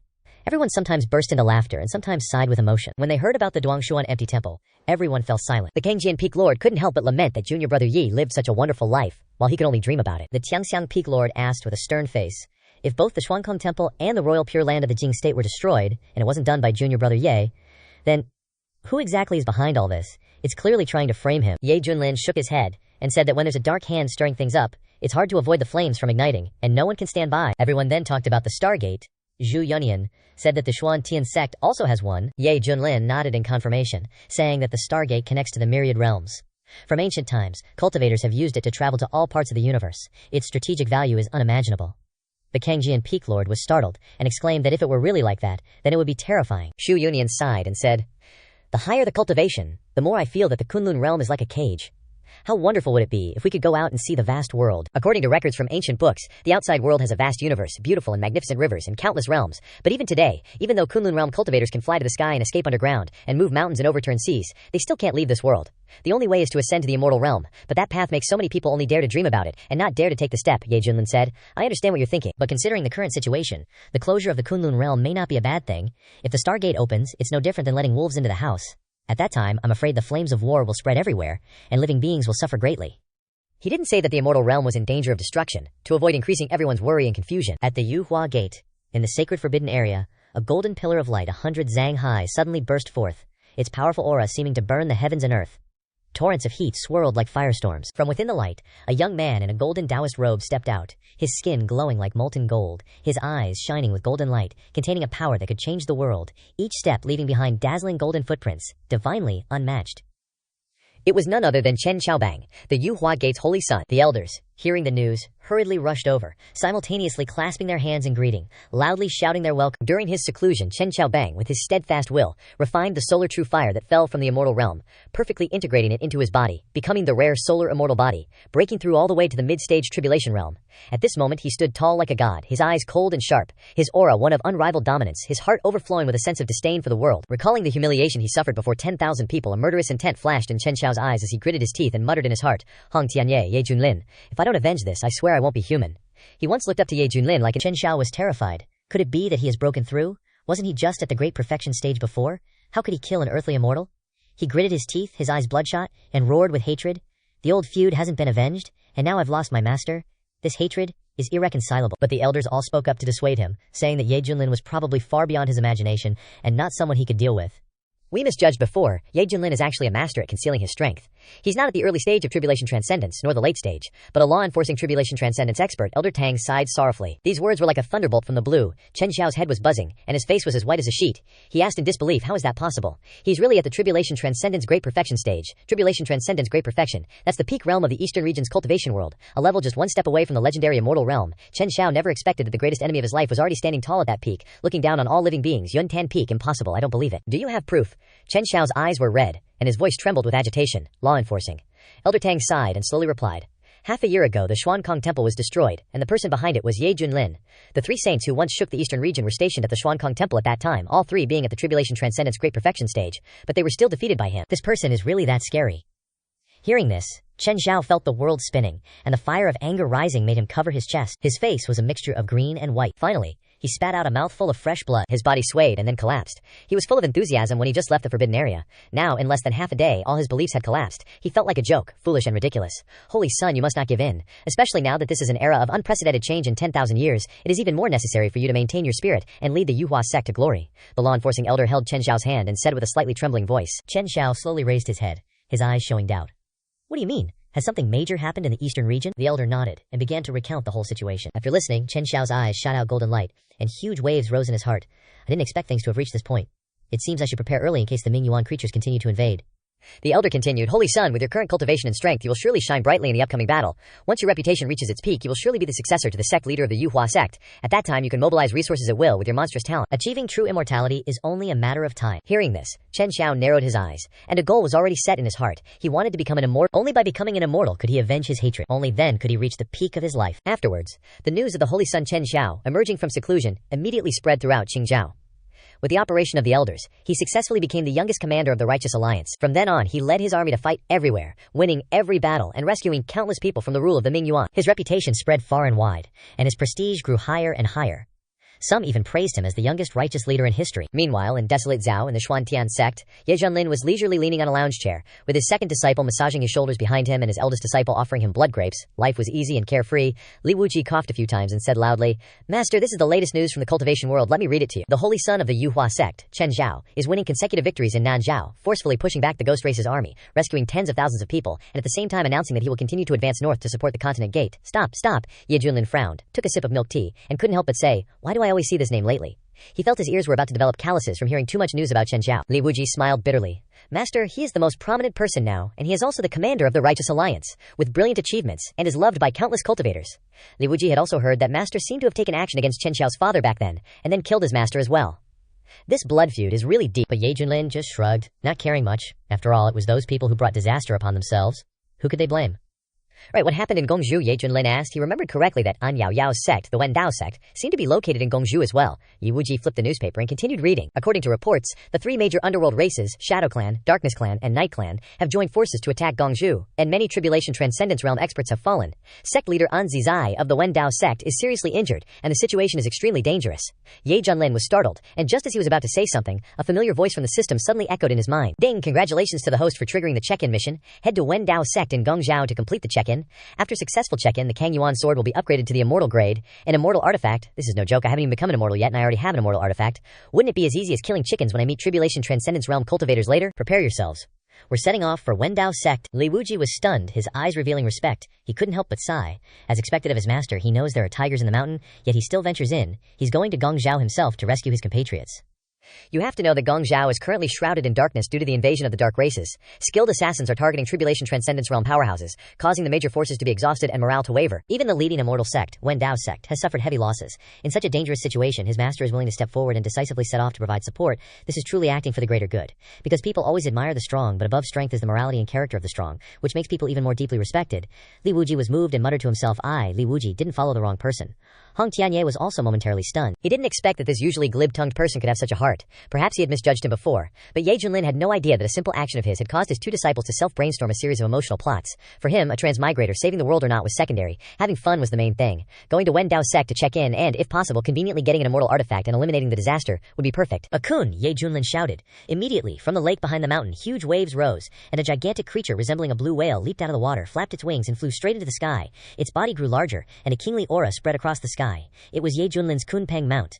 Having been nurtured with high-grade spiritual medicines, Kunpeng's cultivation had reached the middle stage of the Tribulation Transcendence Realm, and with its divine beast bloodline, its combat power was enough to make even peak cultivators wary. Let's go, Ye Junlin said softly. The group stepped onto Kunpeng's back, and it let out a sky-shattering screech before soaring straight up. In an instant, the sky darkened, and a vast airflow swept away countless branches and leaves, creating a huge tremor. The cultivators in Xuan Tian's sect looked up and discussed animatedly. Damn, it's Peak Lord Ye's mount. This posture. Is he going out again? Can you guys feel it? This mount seems even stronger than before. Good heavens, some people cultivate their whole lives and still aren't as good as it, and it's just a mount. This is the level of a big shot. Inside the main hall, sect leader Shu Yunian was slowly raising his enlightenment teacup, taking a sip, his solemn face revealing a relaxed and intoxicated expression. This time, junior brother Ye has revealed a lot of information from the outside world to us, but I can see that he's still hiding something, perhaps not wanting us to worry too much. Based on his talent, he will surely embark on a path that no one has ever walked before. As for us ordinary people, just being able to follow behind him and watch is lucky enough. Suddenly, a transmission talisman vibrated. Zhu Yunian frowned slightly, then relaxed, and said in a deep voice, Junior brother Ye wants to go to Wen Dao sect again. With his current strength, there's nothing to worry about. Gongzhou, Wen Dao sect. In the sky, huge battleships floated, and patrolling cultivators were densely packed, with strict defenses everywhere. White bones lingered around the jade pavilions and exquisite towers, with carved columns and upturned eaves, displaying extravagance and grandeur. In the main hall of the forbidden area, a middle-aged man wearing a purple robe with graying hair at his temples looked solemn, with a slightly pale face, dark lips, and a weak aura. Even though he was trying to circulate his cultivation technique to suppress it, it was still obvious that he was suffering from severe poisoning. He was none other than sect leader An Zizai of Wen Dao sect. In front of him, a young girl in a yellow dress stood with her arms crossed, her skin as white as snow, her features delicate, and her big round eyes shining brightly. She tilted her chin, looking directly at her father, her eyes full of stubbornness and determination. An Zizai's face turned cold, and he said in a deep voice, HMPH, have your wings hardened. Now you dare not even listen to your father's words. An Yaoyi didn't answer, only glared and gritted her teeth, her expression clearly showing resentment. After more than 10 seconds of silence, An Zizai sighed, his voice softening. Miao Yi, don't be like this anymore. Listen to your father this time. Meet Chen Tongshuai. Get to know him a little. It will be very beneficial to you in the future. Would your father ever harm you?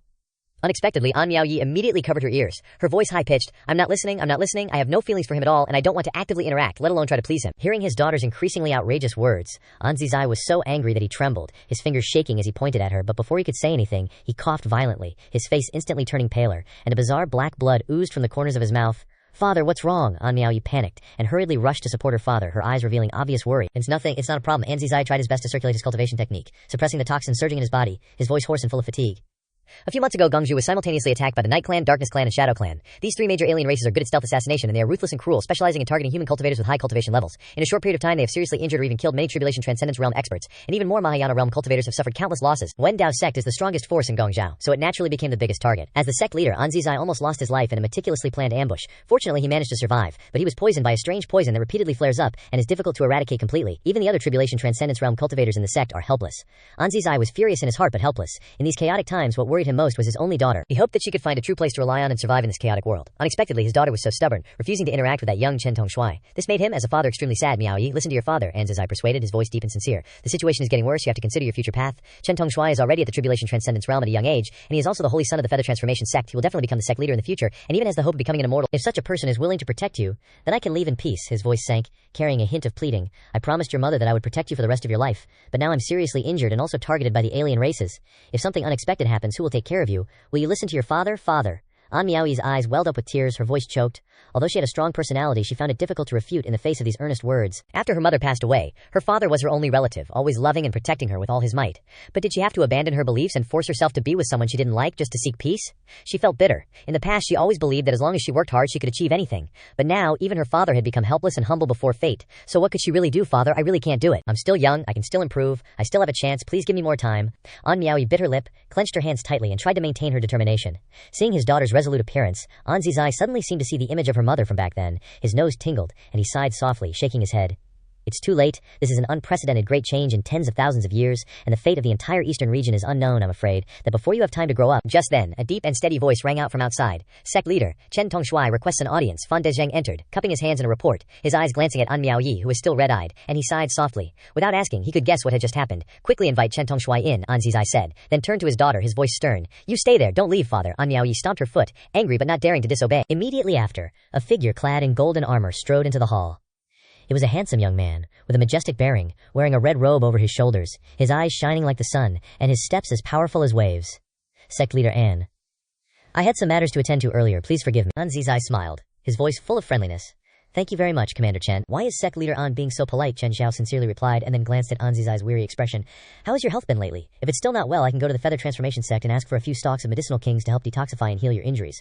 The news of Anzizai being poisoned had long spread throughout the world, and there was no longer any secret about it. If possible, I would be extremely grateful. Anzizai happily cupped his hands to thank him, his heart even more satisfied with the young man before him. Strong, good-natured, and with impeccable character, truly the best choice. Such a young generation is worthy of being the leader of the righteous path in the eastern region. Very willing, very easy to talk to, Chen Xiao smiled on the surface but sneered coldly in his heart. The old man still thinks I really want to help him, wanting to pay a few stalks of medicinal kings to prolong his life. The sooner he dies, the better. To put it bluntly, even if the Feather Transformation sect had an antidote, he would definitely not take it out. The few words just now were nothing more than polite words. Anzizai smiled and pointed to the girl standing beside him, saying, This is my daughter, Miao Yi. You must have met her when you arrived. She admires Commander Chen very much. I wonder if Commander Chen can spare some time to tell her about your heroic deeds. An Miaoyi bit her lip tightly, her heart full of resistance. Father, Anzizai pretended not to hear, still smiling brightly, his voice gentle but clearly coercive. Daughter, don't be shy, Chen Xiao said solemnly with a straight face. Since Miss Anne is interested, I must tell her everything clearly. In his heart he was grinning smugly. From the moment he arrived at Wen Dao sect, countless female disciples had looked at him with admiration, and even the older female elders had hinted at him. But who was he, Chen Xiao, the holy son of the Feather Transformation sect? How could he care about those ordinary people? But now it's different. The daughter of the sect leader of Wen Dao sect, one of the 10 great immortal sects, has also been conquered by his charm. If he could marry her, it would be like seizing the entire treasure trove of Wen Dao sect. In the future, when he becomes the sect leader, with a powerful force backing him, whatever he says, who would dare to disobey? Seeing that the situation was stable, Anzizai tactfully withdrew, smiling and saying, I suddenly remembered I have something to do, please excuse me, you two can chat freely. Chen Xiao politely nodded. Sect leader An, please take your time. Only the two of them were left in the quiet flower garden. Chen Xiao clasped his hands behind his back, standing as straight as an upright spear, appearing relaxed and at ease. With his current status and prestige, he thought he didn't need to do anything. Just standing there was enough to make women take the initiative to approach him, especially now that the situation is critical. Any smart woman will find a strong man to rely on. And An Miaoyi's father is injured and his position is shaky. If she wants to maintain the situation, doesn't she only have the option of relying on him? Therefore, Chen Xiao had already seen through Anzizai's intentions and thought to himself, come on, just come and rely on me. As long as you know how to serve me properly, I am willing to save your whole family. At this moment, only Chen Xiao can save the ants. But half a minute passed, and there was still no movement. Chen Xiao began to panic. What's wrong with this girl? Isn't she going to come and please me? I am the commander of the Righteous Path Alliance, the Solar Immortal Physique, the holy son of the Feather Transformation sect, a top-quality man. Can't you see that? The atmosphere turned awkward. Chen Xiao tilted his head for a glance, then froze on the spot. He saw An Miaoyi with her back to him, casually tending to the flowers and plants, as if he didn't exist. Chen Xiao was furious. This woman, what's her deal? Countless thoughts flashed through his mind. Then he gradually calmed down, a cold smile creeping onto his lips. Playing hard to get, huh? A little interesting. If you're going to be so reserved, then I'll take the initiative. Miss Anne, you seem very interested in flowers and plants. When the time is right, I will scour the entire world for rare and exotic flora and personally bring them to you as a gift. How does that sound? Chen Xiao said gently. An Miaoyi didn't even bother to turn her head, simply replying softly. Oh. Chen Xiao frowned slightly. What's with this attitude? Miss Anne, are you perhaps not in a good mood? If there's anything that's bothering you, just say it, and I'm willing to ease your worries. Oh haha, Miss Anne is truly interesting. Or, how about we take a stroll? This time I came to Guizhong in a rush and haven't had the chance to appreciate the scenery here. Oh, Chen Xiao stood there petrified, screaming internally, oh my ass! Besides, oh, do you know how to say anything else? He felt incredibly embarrassed. Everywhere he went he was surrounded by adoring fans with beauties fighting over him, so why was he failing so miserably this time? Could it be that this girl is deliberately feigning indifference to further entice him? Chen Xiao started to overthink things, while An Miaoyi didn't bother to pay any attention to him. From the start she felt that this person had wicked intentions, making her extremely uncomfortable. Plus, her father was forcing her to interact with him, so naturally she wasn't going to be pleasant. Suddenly, An Miaoyi seemed to sense something, and she raised her head. A trace of shock flashing in her eyes. A colossal demonic beast, blotting out the entire sky, was flying towards Wendao sect, its aura overwhelming and its immense pressure causing the heavens and earth to tremble. He's here, An Miaoyi exclaimed excitedly, instantly recognizing the familiar mount. What is that thing? Chen Xiao's expression also changed. The aura of a demon emperor permeated the air. Could it be that a true demon emperor was rushing over? Inside the ancient grand hall, An Zizai said slowly. Elder Farron, I know what you want to say. You think what I'm doing is not right, don't you? Farron Dezheng said awkwardly. Sect leader, I just feel that with Mrs. Personality like this, forcing her might be a bit too much. Am I forcing her? An Zizai shook his head slightly. As a father, of course I want my daughter to have a good place to rely on, especially given the current situation. As you can see, Chen Xiao is young and has achieved incredible things. What's wrong with me offering her to him? But, Fan Dezheng hesitated, unable to say anything else. An Zizai sighed. I've been poisoned by the alien race, and I'm afraid my time is running out. Once Tianzhen falls, who will Miaoyi rely on? She can't continue to be so willful. Hearing this, Fan Dezheng was filled with worry, feeling both sad and pained. He had followed An Zizai for many years, and these words only filled him with bitterness. At this moment, urgent exclamations rang out from outside the hall. Sect leader, a demon emperor, is approaching. An Zizai immediately appeared in midair, looking towards the distance, his aura solemn. That's a kunpeng. He was shocked, immediately recalling the records in the ancient texts, finding it hard to believe. It really came. Fan Dezheng followed behind, his expression changing. You know this creature? An Zizai frowned and asked. Fan Dezheng gave a bitter smile. Not only do I know it, it's Ye Junlin's mount, the peak lord of the elusive Xuantian peak of the Xuantian sect. A mount, An Zizai almost exclaimed aloud. Something so awesome is just a mount. Are you kidding me? In that case, that man is here too. An Zizai's expression was uncertain. Just then, a cold voice echoed across the 9 heavens like a god descending, directly transmitting into the hearts of everyone. I, Ye Junlin, have come to pay a visit to your esteemed sect. Boom! The entire Wendao sect trembled, exploding like a disturbed hornet's nest. In the eastern region, who hadn't heard of Ye Junlin, the one who annihilated the Xuankong temple, reasonizing the Buddhist holy land that had existed for tens of thousands of years, and even slaughtered the Jingtu kingdom's royal family, which, after losing its support, immediately became a playground for the alien races. Now this figure, like an evil god descending, had suddenly come to visit Wendao sect.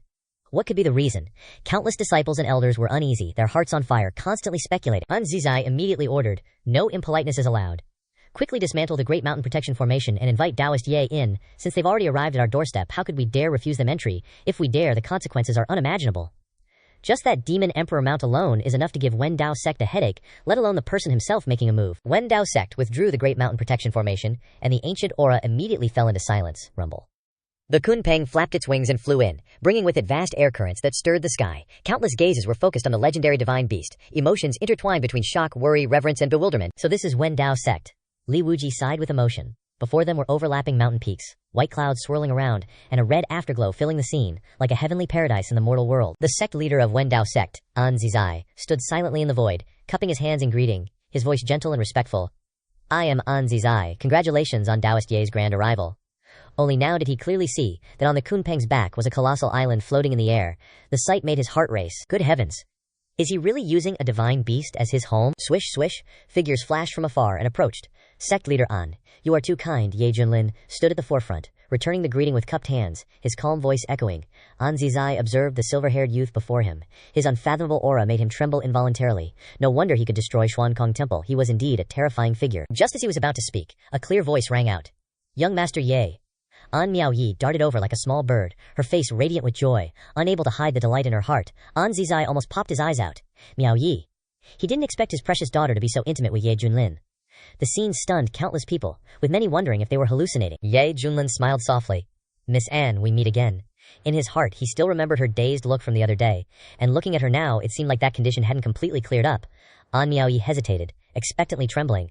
Young Master Ye, did you hear that Wendao sect was in danger and come to help, or did you come specifically to see me? Ye Junlin touched his nose and coughed softly. Ahem, both reasons apply. Actually, it was because the system's check-in point was activated here, but he waited for a long time without seeing any feedback, so he dropped by on the way. Hearing this, An Miaoyi's face immediately turned red, and she lowered her head shyly, her heart filled with emotion. Believing that she was very important to him, Ye Junlin looked at her blushing face, frowning and thinking, why is she blushing? I was just saying it casually. Behind them, An Zizai stood frozen, muttering, Elder Farron, is that really my daughter? He remembered clearly that his daughter had a stubborn and forceful personality, somewhat violent, yet today she was so shy like a young girl, making the father both surprised and jealous. Farron de Zhang chuckled. Doesn't the sect leader see it clearly? Miss Haiyan has long had feelings. Han Zizai sighed inwardly. The one she had feelings for, of all people, was Ye Junlin. Remembering the rumors about what he had done, his heart turned cold. Fan Dezheng said in a deep voice, Immortal Ye is a very magnanimous person, just a little unlike mortals. Just then, an extremely indignant voice rang out. Ye Junlin. All eyes simultaneously looked up, only to see Chen Xiao appearing from mid-air, his eyes blazing with fire, his expression frosty, his fists clenched tightly, making cracking sounds. He didn't expect to meet Ye Junlin today, and he was even more furious to witness An Miaoyi being so intimate with the other party. Why? Why isn't she looking at me? Chen Xiao suppressed his anger, trying to appear composed, and said with a cold smile, Ye Junlin, you came here deliberately, didn't you? Don't think these little tricks can shake me. Now the world is in danger, and I hope you also know to think of the bigger picture and contribute together with the human race. Everyone was shocked, their faces turned pale. They never expected Chen Xiao to lecture Ye Junlin right to his face. An Yaoyi was worried, afraid that Ye Junlin would lose control and get angry. Chen Xiao, on the other hand, acted righteous, standing on moral high ground, intending to embarrass Ye Junlin, and was extremely smug in his heart. The entire arena held its breath, waiting to see how that killing god would respond. At this moment, Ye Junlin frowned, looked at Chen Xiao, stroked his chin as if in deep thought, and suddenly spoke after a while. Who are you? As soon as these words were spoken, the entire place fell silent. Hong Tianye froze.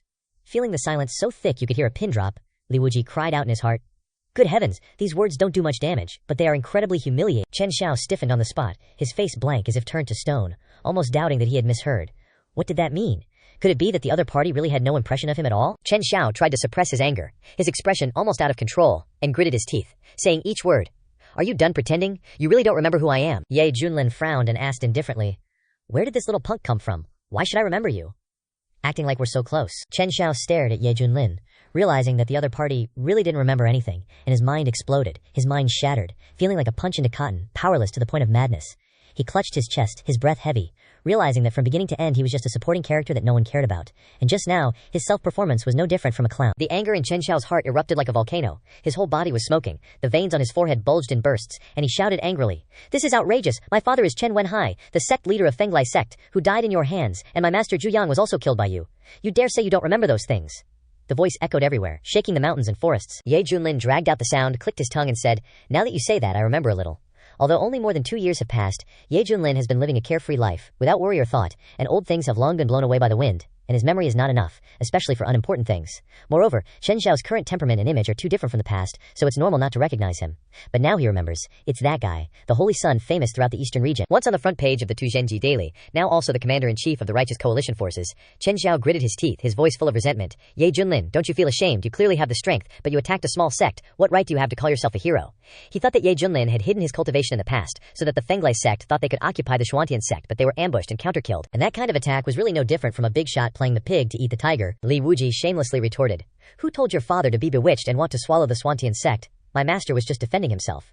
Even though I didn't witness it with my own eyes, I heard a lot about it in the Xuantian sect. Who told you to be greedy? You deserve to die. Chen Xiao heard this, his face was even uglier than eating something dirty. A great power of crossing tribulation realm deliberately lured a golden core realm to cause trouble, and then ran to the place to personally deal with it.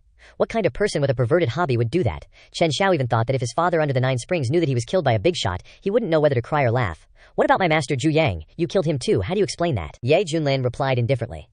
You're talking about the guy at Xiejia's banquet who mocked me, wanted to kill me, and was counter-killed as a result.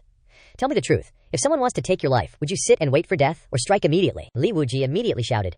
That's right, fellow Taoists, please judge fairly. My master was just self-defense. To Li Wuji, the master is sacred, without flaws. Even if there are shortcomings, he will bend them into advantages. Ye Junlin glanced at him with admiration, secretly nodding in his heart. Indeed a worthy disciple, unlike some people. He glanced slightly to the side. His eyes flashed past Hong Tianye, who was standing indifferently. Hong Tianye trembled in his heart. Knowing that he needed to say something, he forcefully straightened his chest, his voice resounded deafeningly, and solemnly said, Well said. There is no law in the cultivation world that stipulates that strong people are not allowed to hide their cultivation. Those who have no eyes and arbitrarily cause trouble, and finally are counter-killed, who can they blame? In terms of reason and emotion, this pot of water cannot be put on other people's heads. You guys. Chen Xiao was so angry that his whole body trembled. Could it be that the outcome could only be that he would have to admit that he was unlucky? An Zizai saw that the situation was tense and stepped forward to mediate, saying kindly, Both of you are illustrious powerhouses of the human race and are the pillars of stability in the eastern region. Why not put aside your conflicts for the time being and join hands to resist the alien races? This is the most important thing. Hearing this, apart from the Wendao sect family, many famous clans who were invited to Shangyi also nodded in agreement. Ye Junlin raised an eyebrow. You think you're worthy to compare to me? Who am I? Who are you? And you dare to shout so loud? Chen Xiao smiled faintly, replying coldly. Looks to me like you're scared. Brat, dealing with you doesn't even require my master to take action. This daddy here can chop you into calling for your own.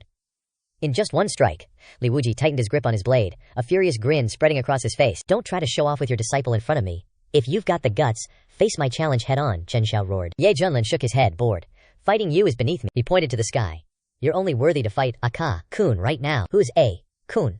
Chen Xiao asked suspiciously. Above, Kun Peng roared with an earth-shattering cry, its golden eyes burning like scorching suns, radiating an overwhelming pressure. Chen Xiao froze on the spot, his expression stiff, his voice cracking.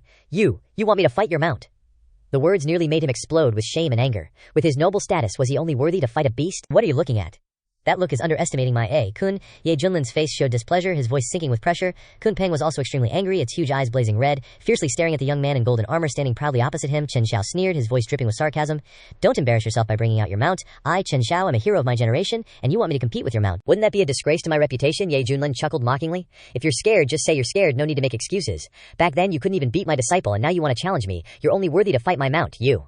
Upon hearing this, the veins on Chen Xiao's forehead immediately bulged. The humiliating defeat from that year felt like a knife to his heart, and now Ye Junlin was bringing it up in front of everyone, tearing open a wound that had barely closed. Pain and humiliation surged simultaneously. Hong Tianye stood nearby with his arms crossed, the corners of his mouth curving into a cold, disdainful line, his eyes sweeping over with sarcastic implications, as if to say, you really are useless. Before countless sympathetic gazes, Chen Xiao was so angry that he couldn't restrain himself, roaring as if he wanted to tear the sky apart. Kun, is it? Let's fight, rumble. A golden ring of scorching yang rose, illuminating the entire sky. Golden light flooding everywhere, shining as if to burn the space itself. Within that dazzling light, Chen Xiao's figure appeared, golden armor gleaming, long hair flying, his entire body radiating an inviolable divine aura, like a living sun descending to earth. Ye Junlin nodded slightly, his voice sounding serious. Kun, you've been with me for 2.5 years, now's the time for you to show them what you've got. Kun Peng roared excitedly, its sound echoing through the heavens and earth, causing many disciples and elders to feel their heads buzzing. With a flap of its wings, a violent burst of airflow erupted, carrying unparalleled power, enough to sweep across 10,000 mountains. Holy Sun, be careful, this beast is a descendant of the ancient divine beast Kun Peng. An elder warned anxiously. Even in its immature state, its destructive power is not something humans can easily imagine. Fighting above its level is practically a daily occurrence for it. Great Sun Fist, Chen Xiao shouted, his fist emitting a dazzling light, carrying the heat to scorch the earth. He had cultivated this heaven-rank fist technique to the realm of transformation, and coupled with his solar immortal body, its power was earth-shattering. Rumble. The two sides collided like thunder, energy surged turbulently, and the spreading airflow seemed to destroy everything. Countless witnesses were stunned. To witness two Tribulation Realm experts exchanging blows at such close range was a visual shock to the extreme. You're a beast. Let this holy sun see how long you can last. Chen Xiao roared angrily, his hands rapidly forming hand seals. Countless golden mirrors appeared in the sky, the light in the mirrors condensing into streams of light, creating a killing aura that enveloped Kun Peng's entire massive body. Mirror Scarlet Kill. A cold shout echoed, and each mirror simultaneously projected countless golden beams like 10,000 zang of soft silk, relentlessly strafing towards the target. Explosions erupted in succession, the brilliant light like fireworks bursting in the sky, illuminating the entire area. Chen Xiao sneered. How does that feel? Your huge body is your weakness. Let's see how long you can withstand this. Knowing that he had gained the upper hand, he continued to unleash Mirror Scarlet Kill, countless mirrors continuously converging light, wave after wave of attacks engulfing Kun Peng, the pressure increasing every second. Rumble, rumble, rumble. In the sky, streams of light exploded fiercely, like countless suns detonating simultaneously, the dazzling light so intense that people couldn't open their eyes. As expected of Chen Commander, who campaigned in all directions, his power alone makes countless alien races tremble at the mere mention of his name. Too powerful, he can even suppress the descendants of ancient divine beasts. Truly a model hero, Holy Sun is invincible. The cheers roared wildly, nearly breaking through the sound barrier. Faced with that overwhelming power, many people were completely convinced by Chen Xiao's strength, especially his entourage, who simultaneously burst into loud cheers. Master, Dai, Kun is in danger, Bai Xiaoxi called out anxiously. Don't worry, Dai, Kun is fine, Ye Junlin replied with a smile. Kun Peng was a mount bound to him by the system, so he could sense its life force at any time. Based on that, he clearly felt that Kun Peng's life was still intact, only its state was fluctuating a bit. Inside the exploding ball of light, the massive body seemed to disappear, as if it had been swallowed by nothingness. Chen Xiao circulated his divine sense to search but found no trace of Kun Peng. Could it be that I've blasted it to pieces? He was surprised and delighted, his heart swelling with pride, believing that his strength had become so great that he could bury even the bloodline of a divine beast. Ye Junlin, sorry, looks like I accidentally killed your mount, haha. Chen Xiao threw back his head and laughed loudly, his laughter carrying 7 parts arrogance and 3 parts mockery. Oh, really? Ye Junlin smiled faintly, his face full of amusement. Just then, a small figure suddenly appeared, extremely fast, and in the blink of an eye, it stood before Chen Xiao. It was a young boy with a center part in his hair, a cute fair-skinned doll face and bright jewel-like eyes, looking harmless and very adorable. You jerk, taste my Kun fist. A clear but firm childish voice rang out. The boy threw a punch, simple and natural but carrying an ancient and vast aura like the great Tao. The fist force directly slammed into Chen Xiao's stomach. Bang! Chen Xiao's body was struck as if by a meteorite. flying away like a shooting star, smashing through several mountain ranges. Dust and sand filling the sky in a truly shocking scene. Damn it, I was careless. Chen Zhao struggled to get up. His throat felt sweet as he spat out a mouthful of fresh blood mixed with fragments of internal organs, his eyes filled with fear. "You, who are you?" he managed to ask. The young boy stood high above, looking down at the young man struggling at his feet. Though he had a childlike appearance, his entire body radiated a ferocious aura, and within him was hidden an earth-shattering explosive force. Facing the question, the boy raised his head high and replied with a proud voice, "Don't you recognize me? I'm A-kun. I've been by Master's side for 2.5 years. You know." Chen Zhao glared at the boy, his heart surging like a stormy sea, and said angrily, "So, you're not dead, HMPH. You're the one who deserves to die." The boy snorted coldly, spitting unhappily, his face full of discomfort. A loud explosion rang out, and the ground caved in, forming a spiderweb-like crater. Chen Zhao shot back up like a comet, his hair standing on end, turning into a golden color like a raging flame. A sun symbol appeared between his eyebrows, and golden light shot out from his golden eyes, shaking the void. His aura surged like a storm, with sand flying and rocks scattering, making him extremely terrifying. He had unleashed his strongest battle state, roaring, "You bastard, how dare you play me!" A fist-carrying terrifying power was unleashed, a dazzling golden light stretching 10,000 feet, collapsing the void, and its aura was astonishing. The boy yelled, "I'm not afraid of you," and then threw a punch to meet it, his small body erupting with overwhelming power, his Q and blood boiling like he wanted to overturn the heavens. Before, his huge size made him vulnerable to attacks, but now that he had transformed into a human form, he became agile, and his combat power was further unleashed. Loud explosions rang out continuously, energy filled all directions, and the two figures were entangled in a tense battle, causing everyone to hold their breath. Bai Xiaoxi cheered loudly. "Kun, go for it." An Miaoyi also clenched her fists and shouted, Kun, you're the best, beat him hard." Chen Zhao was now the person she hated the most, so she didn't hide her bias at all. Someone exclaimed in shock, "The Kunpeng descendant is so strong, how dare he fight against the Holy Sun?" Liu Lao's face was ugly, but he couldn't intervene now, and could only hope that the Holy Sun could overwhelm his opponent. In fact, he didn't know that this boy was the authentic Kunpeng, with pure bloodline, and the power of his treasured technique had reached its peak. He even had a talent comparable to the Kunpeng ancestor, that is, an existence comparable to the 5 strongest powerhouses of the primordial era. Therefore, even though Chen Zhao was very strong, he was still insignificant compared to him. At this moment, the boy's body was filled with bright blue runes containing infinite mystery and radiating a brilliant light. The more Chen Zhao fought, the more shocked he became. Thinking that his opponent was just Ye Junlin's mount, his heart collapsed even further.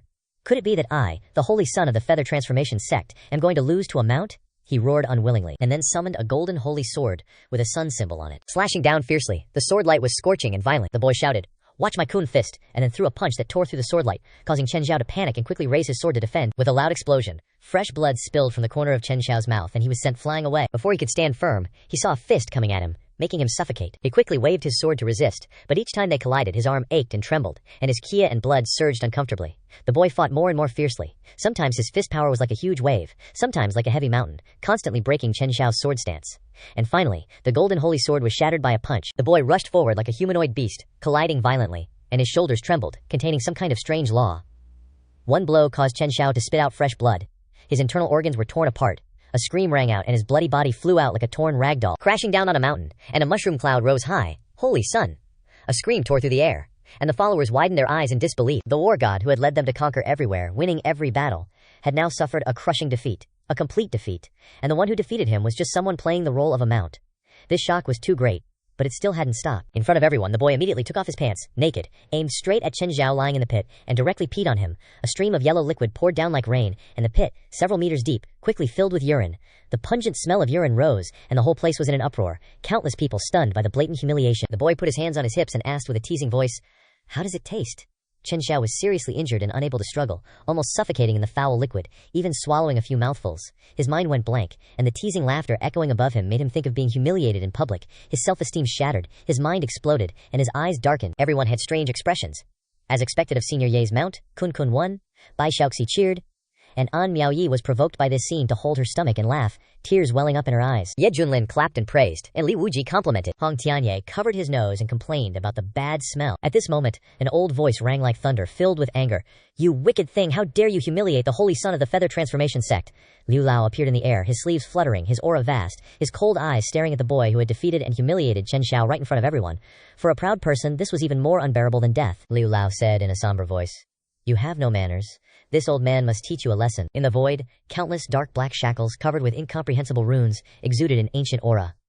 The shackles rushed forward at the same time. The boy stiffened, felt a terrifying pressure, and exclaimed in surprise, "You stinky old man, what are you doing?" Suddenly, Ye Junlin appeared in front of him. He snorted and waved his sleeve. Terrifying power erupted, and the shackles were blasted away. Ye Junlin flicked his fingers, his voice full of meaning. "Can't afford to lose. You even dare to touch my Akun, or do you want to test your strength against me?" The atmosphere in Yangon was tense, and countless people swallowed, looking at the two figures. One was the supreme elder of Yuhua sect, and the other was a killing god famous in the eastern region. If these two fought, the consequences would be unpredictable. Elder Liu squinted, remembering what the other party had done, his eyes showing fear. A hoarse voice echoed in his head, telling him to retreat temporarily. Seeing his master stand up for him, the boy was overjoyed and boldly made a face at Elder Liu. Liar, liar, poo-poo head, beat me if you dare. Elder Liu lowered his voice. Fellow Taoist, yea, this old man has no intention of being an enemy. I apologize to you, and your little friend behind you. I will visit another day. Farewell. Then he endured his disgust, used magic to fish Chen Xiao out of the puddle of urine, and took him away. The Yuhua sect team also lowered their heads and ran away. From arrogance to embarrassment and panic, the boy cheered excitedly. Master is so majestic, chasing away the stinky old man.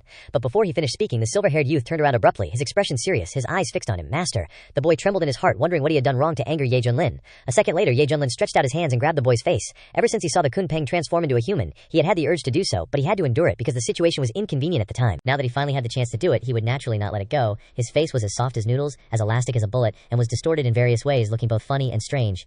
Not bad, this feeling is not bad at all, Ye Junlin praised. Unexpectedly, his mount, originally a huge body, would be so cute when transformed into a human. The boy's face was kneaded until he burst into tears, feeling extremely aggrieved. Master, stop it, it hurts, you've had enough fun. Ye Junlin finally stopped. Let me. An Miao Yi ran over, eager to try. The boy turned away with a serious face. Humph, no way, how can his face be played by anyone? An Miao Yi clasped her hands together, her voice like a prayer. Kunji-e, I beg you. One Kunji-e made the boy feel refreshed. Call me a few more times, and I'll consider it. Kunji-e, Kunji-e, Kunji-e. An Miao Yi repeated without any shyness, her mouth repeating like a machine. Okay, Kunji-e, I'll give you a chance. The boy crossed his arms, pretending to be profound. Good. An Miao Yi immediately reached out and rubbed the white, soft face, feeling extremely suppressed and comfortable. Her technique was much gentler than Ye Junlin's, causing the boy to squint his eyes in enjoyment. The atmosphere suddenly became cheerful, and everyone burst into laughter. An Zizai looked at his daughter, the corners of his lips slightly smiling, only hoping that she would always be so innocent. But then a stabbing pain from his chest made him cough violently, as if he wanted to cough up his lungs. Cough, cough! Black blood dripped on the ground, full of sinister energy. Father, An Miao Yi ran over in panic. Sect leader, what's wrong with you? The elders surrounded him. An Zizai felt the strange poison in his body and sighed. This poison won't kill me immediately, but it tortures me every hour and every moment, making my body weak. Now I'm no different from a sick cat. I can only hide in the Wendao sect and prolong my life. Damn alien races. The cultivators in the sect looked at the once magnificent sect leader, now haggard, their hearts filled with bitterness. Father, you will get better. An Miao Yi hugged his hand, her voice choked with sobs. Suddenly an untimely voice rang out. What's the big deal? Can it be cured? The sorrowful atmosphere immediately froze. Everyone turned to look at the silver-haired youth who had spoken. An Zizai was stunned and then smiled bitterly. Fellow Taoist, Ye doesn't know. This poison is extremely evil. It keeps growing like a curse clinging to me. I've tried so many methods, but it recurs. Even more serious, I have accepted my fate. Ye Junlin smiled. Fate can be changed. How can cultivators accept fate so easily? An Zizai's heart moved slightly. Fellow Taoist, Ye, you mean? Zhao He, detoxify sect leader An. Ye Junlin ordered. One of his 4 disciples who cultivated the Qingdi longevity art, the highest wood element, could easily eliminate all kinds of poisons, as long as he took action. Who is Zhao He? An Miao Yi wondered. That name sounds like a dog. Coming. A trembling voice rang out. From the crowd, a teenager hiding behind Bai Xiaoxi slowly stepped out, his forehead sweating. Everyone's eyes made him tense and stiff. This is fellow Taoist Ye's new disciple. He seems a little awkward, An Zizai observed, curious about what ability this teenager had to dare to take on the task of eliminating the stubborn poison in his body. 4th junior brother, don't be nervous, just do as usual. Even if you don't succeed, Shifu won't blame you, Bai Xiaoxi comforted. Ye Junlin deliberately threatened.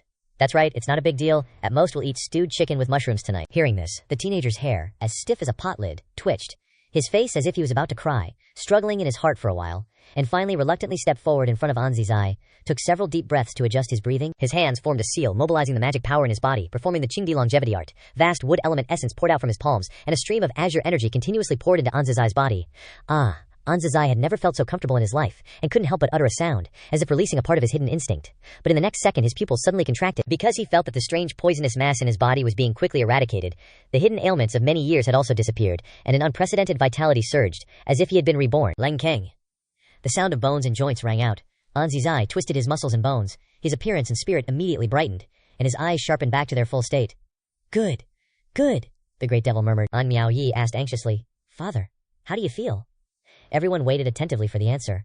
An Zizai, with a ruddy face, laughed. I'm fine, really fine. Thank you, little brother. Looking at the shy teenager in front of him, he excitedly grabbed his hands and kept saying, Thank you, you're so amazing, everyone exclaimed. Even the great powers of the Wendao sect had been helpless against this kind of poison, but this teenager easily eliminated it.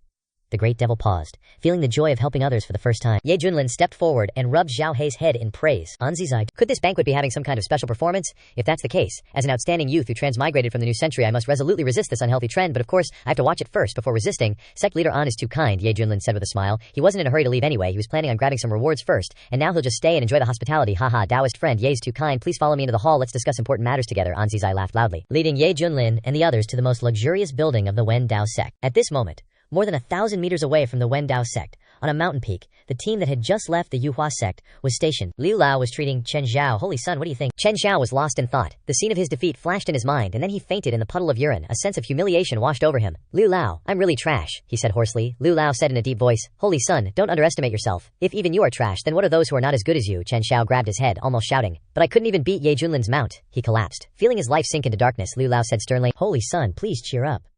But Chen Zhao only thought about his reputation and the attitude of the world. Now he was not only defeated but also humiliated. If the matter spreads, his prestige will plummet, becoming a laughingstock. What if that doesn't get out? What do you mean? Chen Zhao raised his head. His pupils contracted, because in his eyes, that wrinkled face suddenly became terrifying. Liu Lao curled his lips, his eyes once again turned to the Wen Dao sect. Holy son, just wait and see. The good show is about to begin. Inside the hall, Li Wuji was eating and drinking gluttonously, his mouth full of grease. Bai Xiaoxi's cheeks were puffed up, as she ate non-stop. The great devil lord meticulously ate small bites, while Hong Tianye slowly savored the food, his face cold, creating a sense of detachment. And Kunpeng, transformed into a little boy, don't look at his small stature, his appetite is super big, he swept away the food on the table like a whirlwind, scaring many elders witless. Anzizai smiled, speaking in a friendly tone. Taoist friend? Yea, I heard that you and my daughter have known each other for a long time. It seems that you have a great destiny. What do you think of my daughter? An Miaoyi's face flushed red. Why is father asking young Master Yi about this? My matters are for me to decide. At that moment, Ye Junlin spat out the mouthful of water he had just taken into his mouth. He said with a smile, Miss Anne is a good girl, as cute as my little sister. So, in young Master Ye's heart, I'm just a sister's own kind of girl. She felt a slight loss in her heart, and a bit of confusion. If the other person doesn't like me, then there's no need to know. As long as I like him is enough. If I make it clear and fall into an awkward ending, then what's the point? On the side, Fan Dezhang shook his head and thought to himself, the hardest thing in the world is love. I hope the young lady can think it through. He slowly poured wine, then raised his glass to Ye Junlin. Senior Ye, that day at the Longmen Hotel, I saw that you were different from ordinary people, and then at the Medicine King Valley you saved me and the young lady. The kindness before and after is hard to repay. Today I toast you a cup, he said, and drank it all. But at that moment, Fan Dezhang suddenly dropped the cup, causing everyone to look over, only to see him suddenly jump onto the table, take off all his clothes, disregarding his image, and dancing a very abstinent dance. What's wrong with me? Fan Dezhang's mind buzzed, his heart extremely confused. What's wrong with this guy? Ye Junlin felt itchy. I have no grudges against you. Why do you want to hurt my eyes like this? This kind of talent is really unnecessary. Li Wuji's face was slightly red from the wine. He stood up abruptly, applauding loudly, his voice loud and full of strength. Good, great dance. Really disgusting. Hong Tianye frowned in disgust, goosebumps all over his body. Wow, this guy's so brave. The great devil lord with social anxiety secretly sighed. A sense of respect arose in his heart. Uncle Fair and you, An Miaoyi's eyes were full of surprise. Was this the man she had known since childhood? Sect leader Anzizai's eyes widened, his mind seemed to freeze for a dozen seconds before he reacted, anxiously shouting, Farron, what kind of wind are you stirring up? Even if you want to thank someone, you don't need to dance this degenerate dance. Stop it now. This is a banquet, so many eyes are watching, and there are guests from various forces everywhere. If this matter spreads, where will the Wen Dao sect's face be? Fan Dezhang was sweating profusely. Compared to dying socially on the spot, what he feared more was that he could not control his body at all. Sect leader, I can't stop. I feel like some kind of power is controlling me. In his shadow, something seemed to be wriggling, making a strange laugh. Who was causing trouble here after all? Anzizai angrily shouted. Only now did he realize that Fan Dezhang was being controlled in secret. After all, with so many years of friendship, he knew that he could not have done this himself. The one behind the scenes must be hidden in the shadows. And moreover, to be able to control a great completion stage cultivator without anyone knowing, his strength must be at the tribulation stage. Fan Dezhang's shadow began to boil. A pair of blood-red eyes appeared, filled with evil aura. Don't be impatient. The good show has just begun. As soon as he finished speaking, many disciples and elders also began to struggle under their feet, then suddenly rushed into a chaotic fight. The banquet fell into chaos, screams ringing out one after another. What's going on, senior brother? Why are you hitting me, senior sister? Don't do that. You grabbed the wrong place. Help, someone save me. Anzizai angrily shouted. You must be from the Shadow Clan, one of the 3 major clans skilled in assassination that once invaded Gong Prefecture. Indeed, I've seen it today, sect leader An. Nice to meet you. From within Fan Dezhang's shadow, a short, fat, pitch-black figure emerged. A pair of blood-red eyes shone with mockery, its aura clearly at the peak of the tribulation stage. The one who ambushed you before was the Shadow Clan king. Unfortunately, it was unsuccessful, but today we will take your life and turn the entire Wen Dao sect into a dead zone. The short, fat Shadow King sneered. Anzizai shouted at the short, fat Shadow King. You think you can destroy the Wendao sect with just the Shadow Clan? You underestimate us too much, the short fat Shadow King said coldly. Don't worry, we also have allies. Everyone, show yourselves. Rumble. The sky above the Wendao sect, which was originally clear, instantly turned into a dark night. In the thick darkness, countless figures in bizarre armor emerged, wielding cold glaives, their murderous aura filling the sky. Haha. Gong province, which you find so offensive, will be wiped clean today. Several Night Clan kings descended, their hair flying wildly, a ring of jet black light hanging behind them like lords of the night. And that's not all. Cracks tore open in the dark void, and countless demon-like figures squeezed out, their monstrous killing intent making people tremble. A dark clan leader riding a dark beast appeared, wearing a hideous bronze mask, his cold eyes swept around, the corners of his mouth twisting into a cruel smile. I'm back here again. Anzi's eye wanted to tear his eyes out. It was this very being who had ambushed him in secret, with extremely ghastly and disgusting methods. So you guys had already infiltrated. But since when? He thought carefully, but was still terrified. Only when the sect opened its grand mountain-protecting formation was there a loophole to exploit. The dwarfish Shadow King laughed meaningfully. Of course, someone is cooperating with us. He probably wants to start acting too. At this moment, the Shadow Clan, Dark Clan, and Night Clan's three major clans joined forces to invade the Wendao sect, plunging the sect into an unprecedented crisis. Outside, Liu Lao narrowed his eyes, his murderous intent clear. Haha, it's finally starting. The original plan was to create chaos from within, causing the sect to disintegrate, but something happened halfway, so he had to temporarily withdraw. Fortunately, the plan is still proceeding smoothly, and he can take the opportunity to cooperate with the foreign races from within and start a great slaughter. Chen Zhao also noticed the abnormality. Looking into the distance where the Wendao sect was shrouded in a cloud of black gas, and a sense of unease surged in his heart. Liu Lao, what's going on? Why are there beings from the dark abyss invading? Liu Lao smiled grimly. Holy Sun, do you want to avenge your hatred? Do you want to bury the entire Wendao sect with you?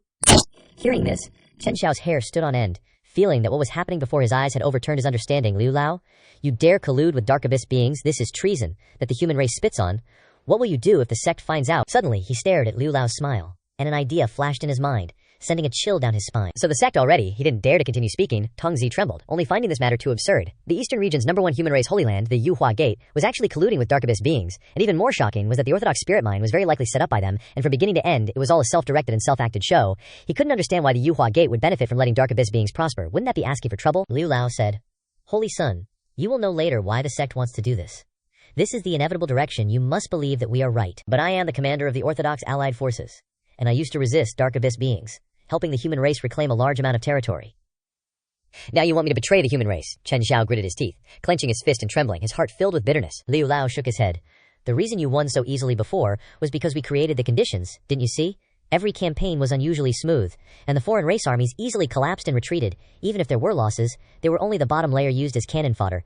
How many real foreign race experts have you killed? Boom. Hearing this, Chen Zhao was struck by lightning. Recalling his previous experiences, his heart turning ice cold. It was one thing for Ye Junlin to tease him, but even his own people were playing him for a fool.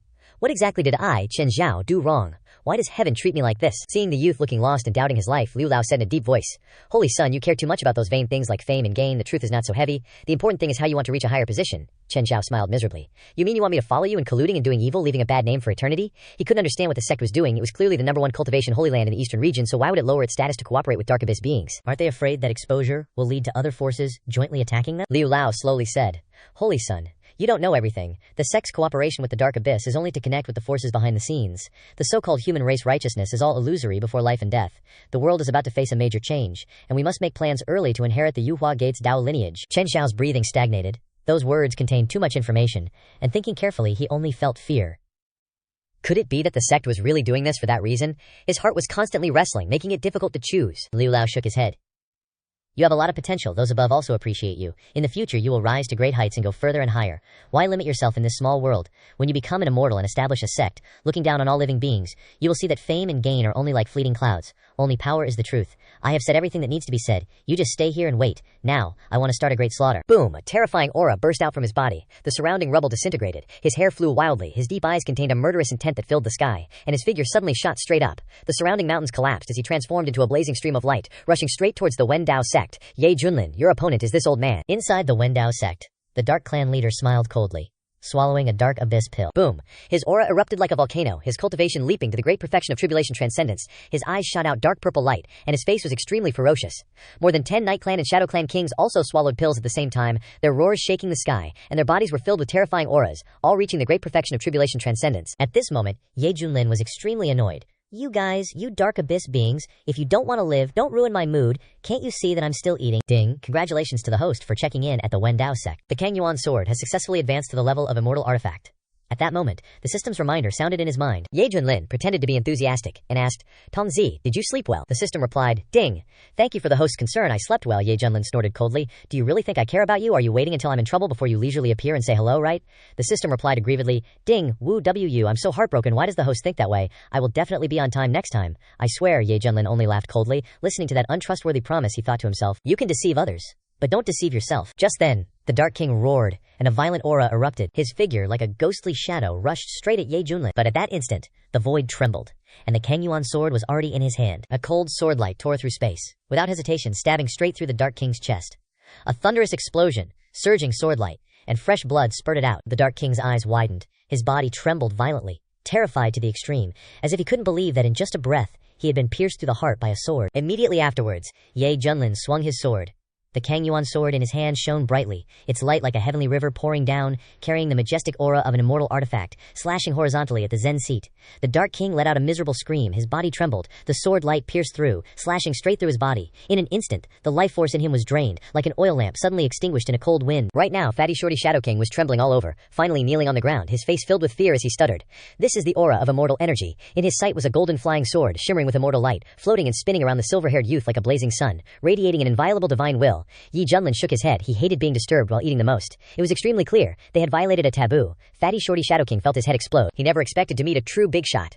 This was the legendary immortal energy, who below an immortal could compare. He trembled, begging for forgiveness, confessing to a death sentence 10,000 times over, asking to leave and never set foot here again. But Ye Junlin coldly replied, too late.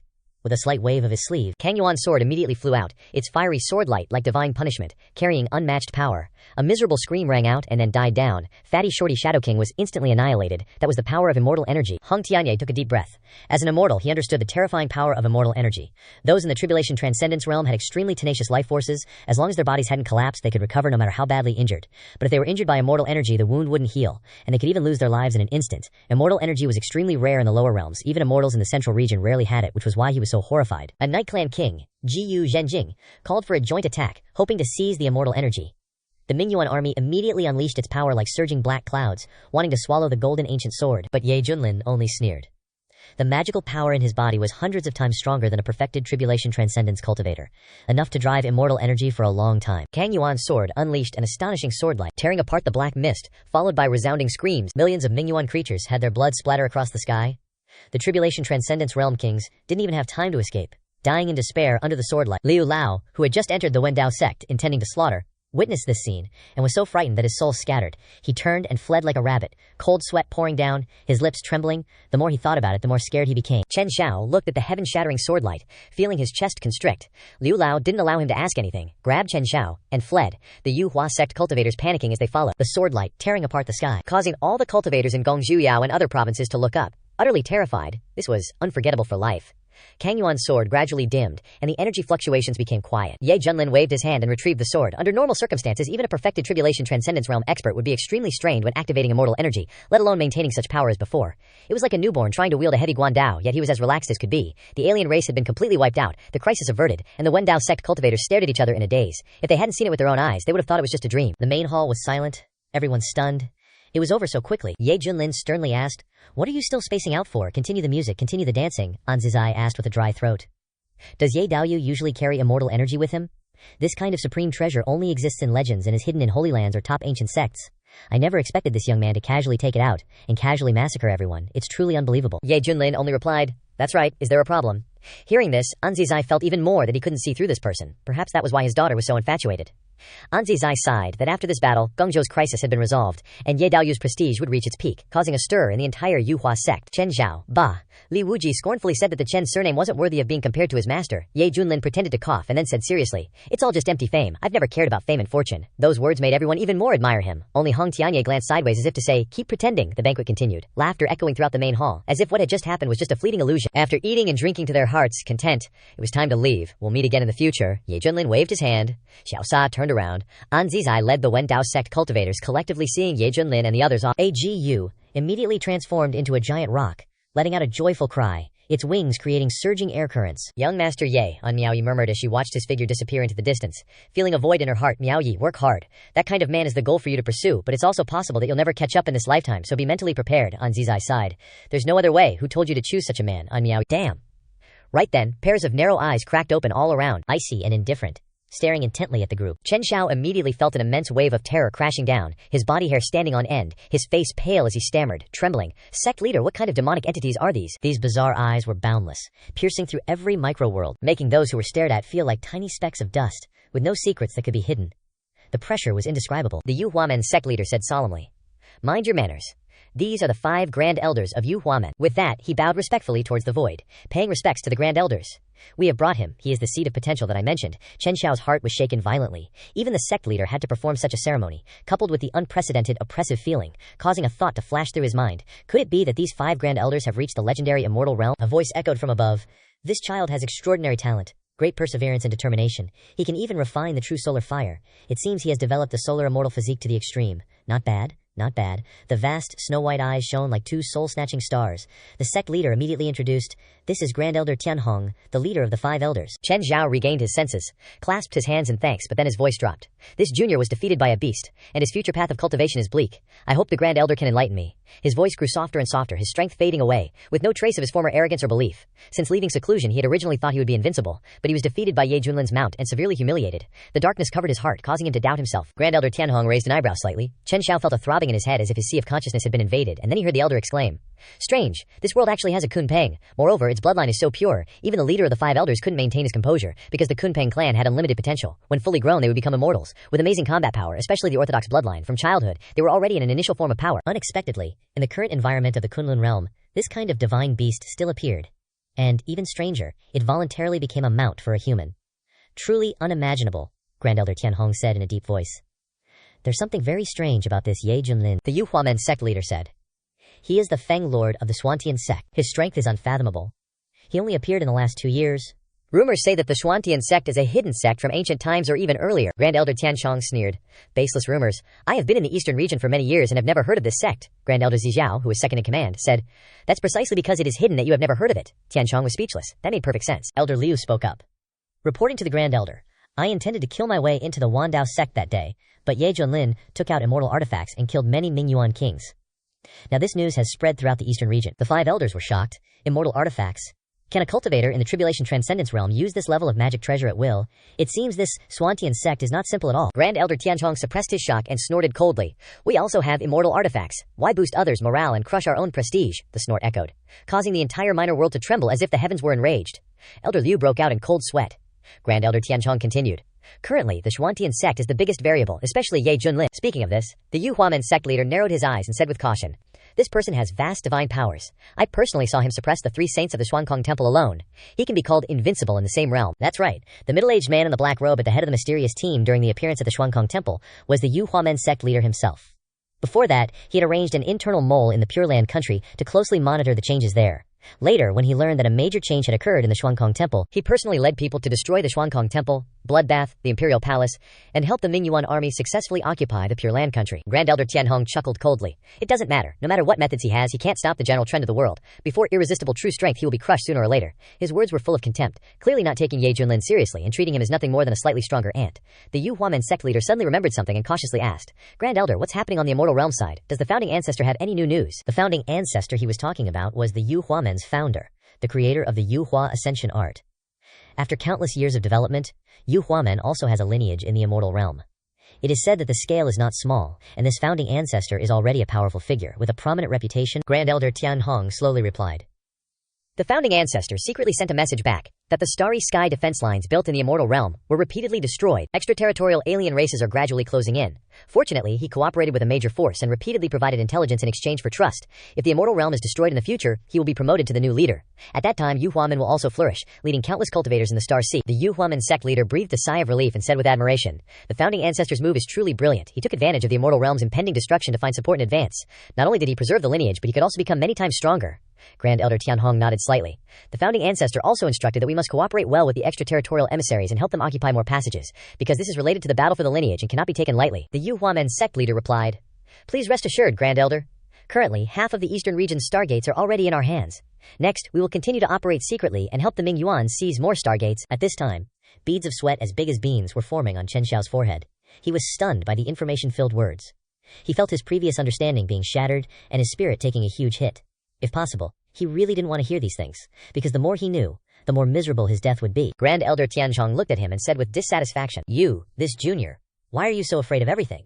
Aren't you the holy son of Yu Huamen?" Sensing the terrifying power emanating from the vast, snow-white eyes above his head, Chen Xiao trembled and hurriedly said, "Grand Elder, please calm your anger. This junior was rude." Grand Elder Tianhong said indifferently, "It's not wrong for you to lose to the Kunpeng, but if you continue to wallow in despair like this, then you are foolish. You have just heard the inside story. This is the secret of Yu Huamen, and you are qualified to know that the great battle is about to begin. The Kunlun realm is about to become a battlefield for all races. Don't you want to show your brilliance in Sword of the Sky?" Chen Zhao hesitated. "But, do we really want to cooperate with alien races? What about this land beneath our feet? As long as the benefits are great enough, anything can be exchanged. Moreover, this world has long been targeted by extraterritorial forces. Sooner or later it will be divided up. Why not actively surrender to win a better future? Thinking of the previous humiliation, the enemy who killed his father, the opponent who ridiculed your incompetence, your weakness, join us, we will unlock your potential, give you greater power." The vast and majestic voice echoed throughout the heavens and earth, carrying endless attraction and ambition. Chen Xiao's eyes gradually turned red, and his breathing became rapid.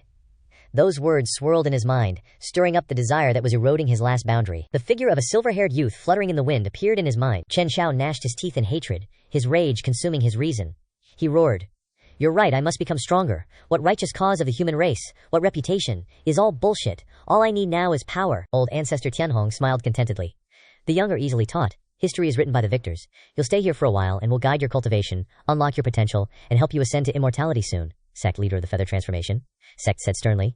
"What are you spacing out for? Why aren't you kowtowing to old ancestor for his benevolence?" Chen Xiao knelt down, excitedly saying, "From now on, Chen Xiao will wholeheartedly serve the Feather Transformation sect like an ox or a horse." Seeing his subservient appearance, completely tamed, old ancestor Tianhong and the others exchanged glances, a sinister laughter faintly escaping. "Hey, the solar immortal physique is truly useful." In desolate province, before the mountain gate of the Xuan Tian sect, a purple-clad woman suddenly appeared that day. A long purple dress hugged her curvaceous figure, her chest full and rounded, her posture captivatingly charming, yet her delicate fair face revealed deep-seated fatigue. She whispered, as if weeping without tears, "Xuan Tian sect, I finally arrived." She was Princess Mingyu, the daughter of the Jingtu Kingdom's ruler.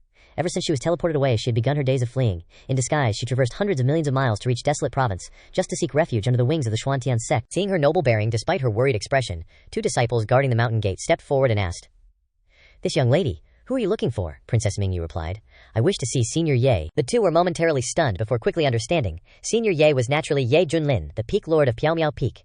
In their hearts they thought, another woman infatuated with Peak Lord Ye.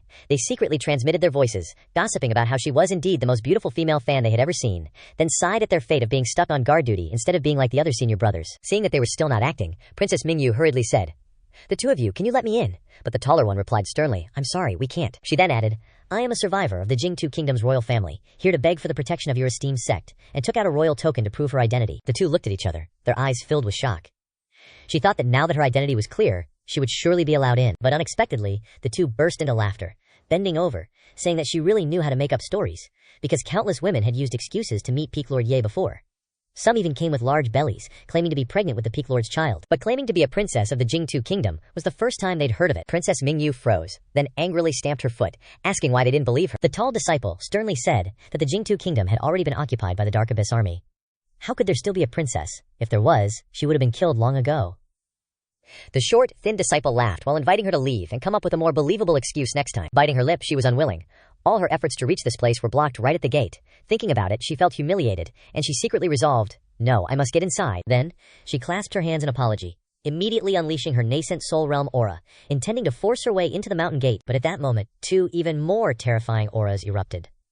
The two disciples, who were originally smiling, now became cold and gloomy, their eyes like ice, warning, "Girl, don't make a mistake." Princess Mingyu trembled, sweat dripping down her cheeks, feeling like a bucket of ice water had been poured over her from head to toe. Fear erased her intention to barge in. She realized in horror that these two were transformation god realm great cultivators. In the Jingtu Kingdom, this level would be a general guarding the army, and in Azure Province they would be elders with high authority, yet here, they were just guarding the gate. It was truly unimaginable. She understood the strength of the Xuan Tian sect even more. The two warned her once again, their tone heavier. If she still insisted, they would immediately take action and kill her on the spot. Because the dignity of the Xuan Tian sect did not allow for insults. Her face turned pale as she repeatedly nodded and apologized, then turned and left, her eyes dim. Just then a stream of blue light appeared in the sky, flying over with an extremely powerful aura. The two disciples immediately withdrew their pressure, clasped their hands, and saluted. "Greetings, Senior Sister Zhao." This was the direct disciple of the Heavenly Fragrance Peak Lord, whose status was even higher than many elders. Zhao Linger wore a green dress, her ink-black hair cascading down her back, her skin fair and soft, her appearance pure and otherworldly.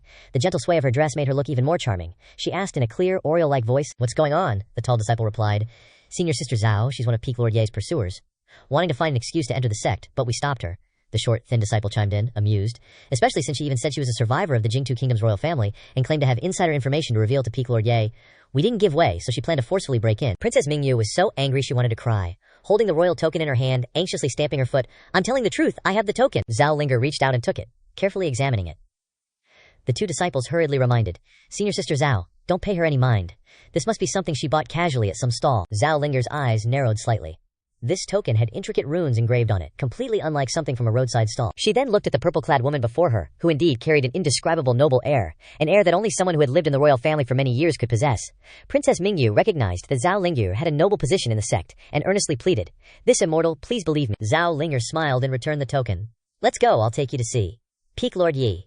Princess Mingyu was stunned for a moment, then overjoyed, "Thank you." The two disciples were dumbfounded but didn't dare to say anything, silently stepping aside to make way. On Piao Miao Peak in the courtyard, Ye Junlin sat cross-legged on a prayer mat, leisurely making tea, enjoying a peaceful day. Bai Xiaoxi had already finished making snacks and laid them out beside him.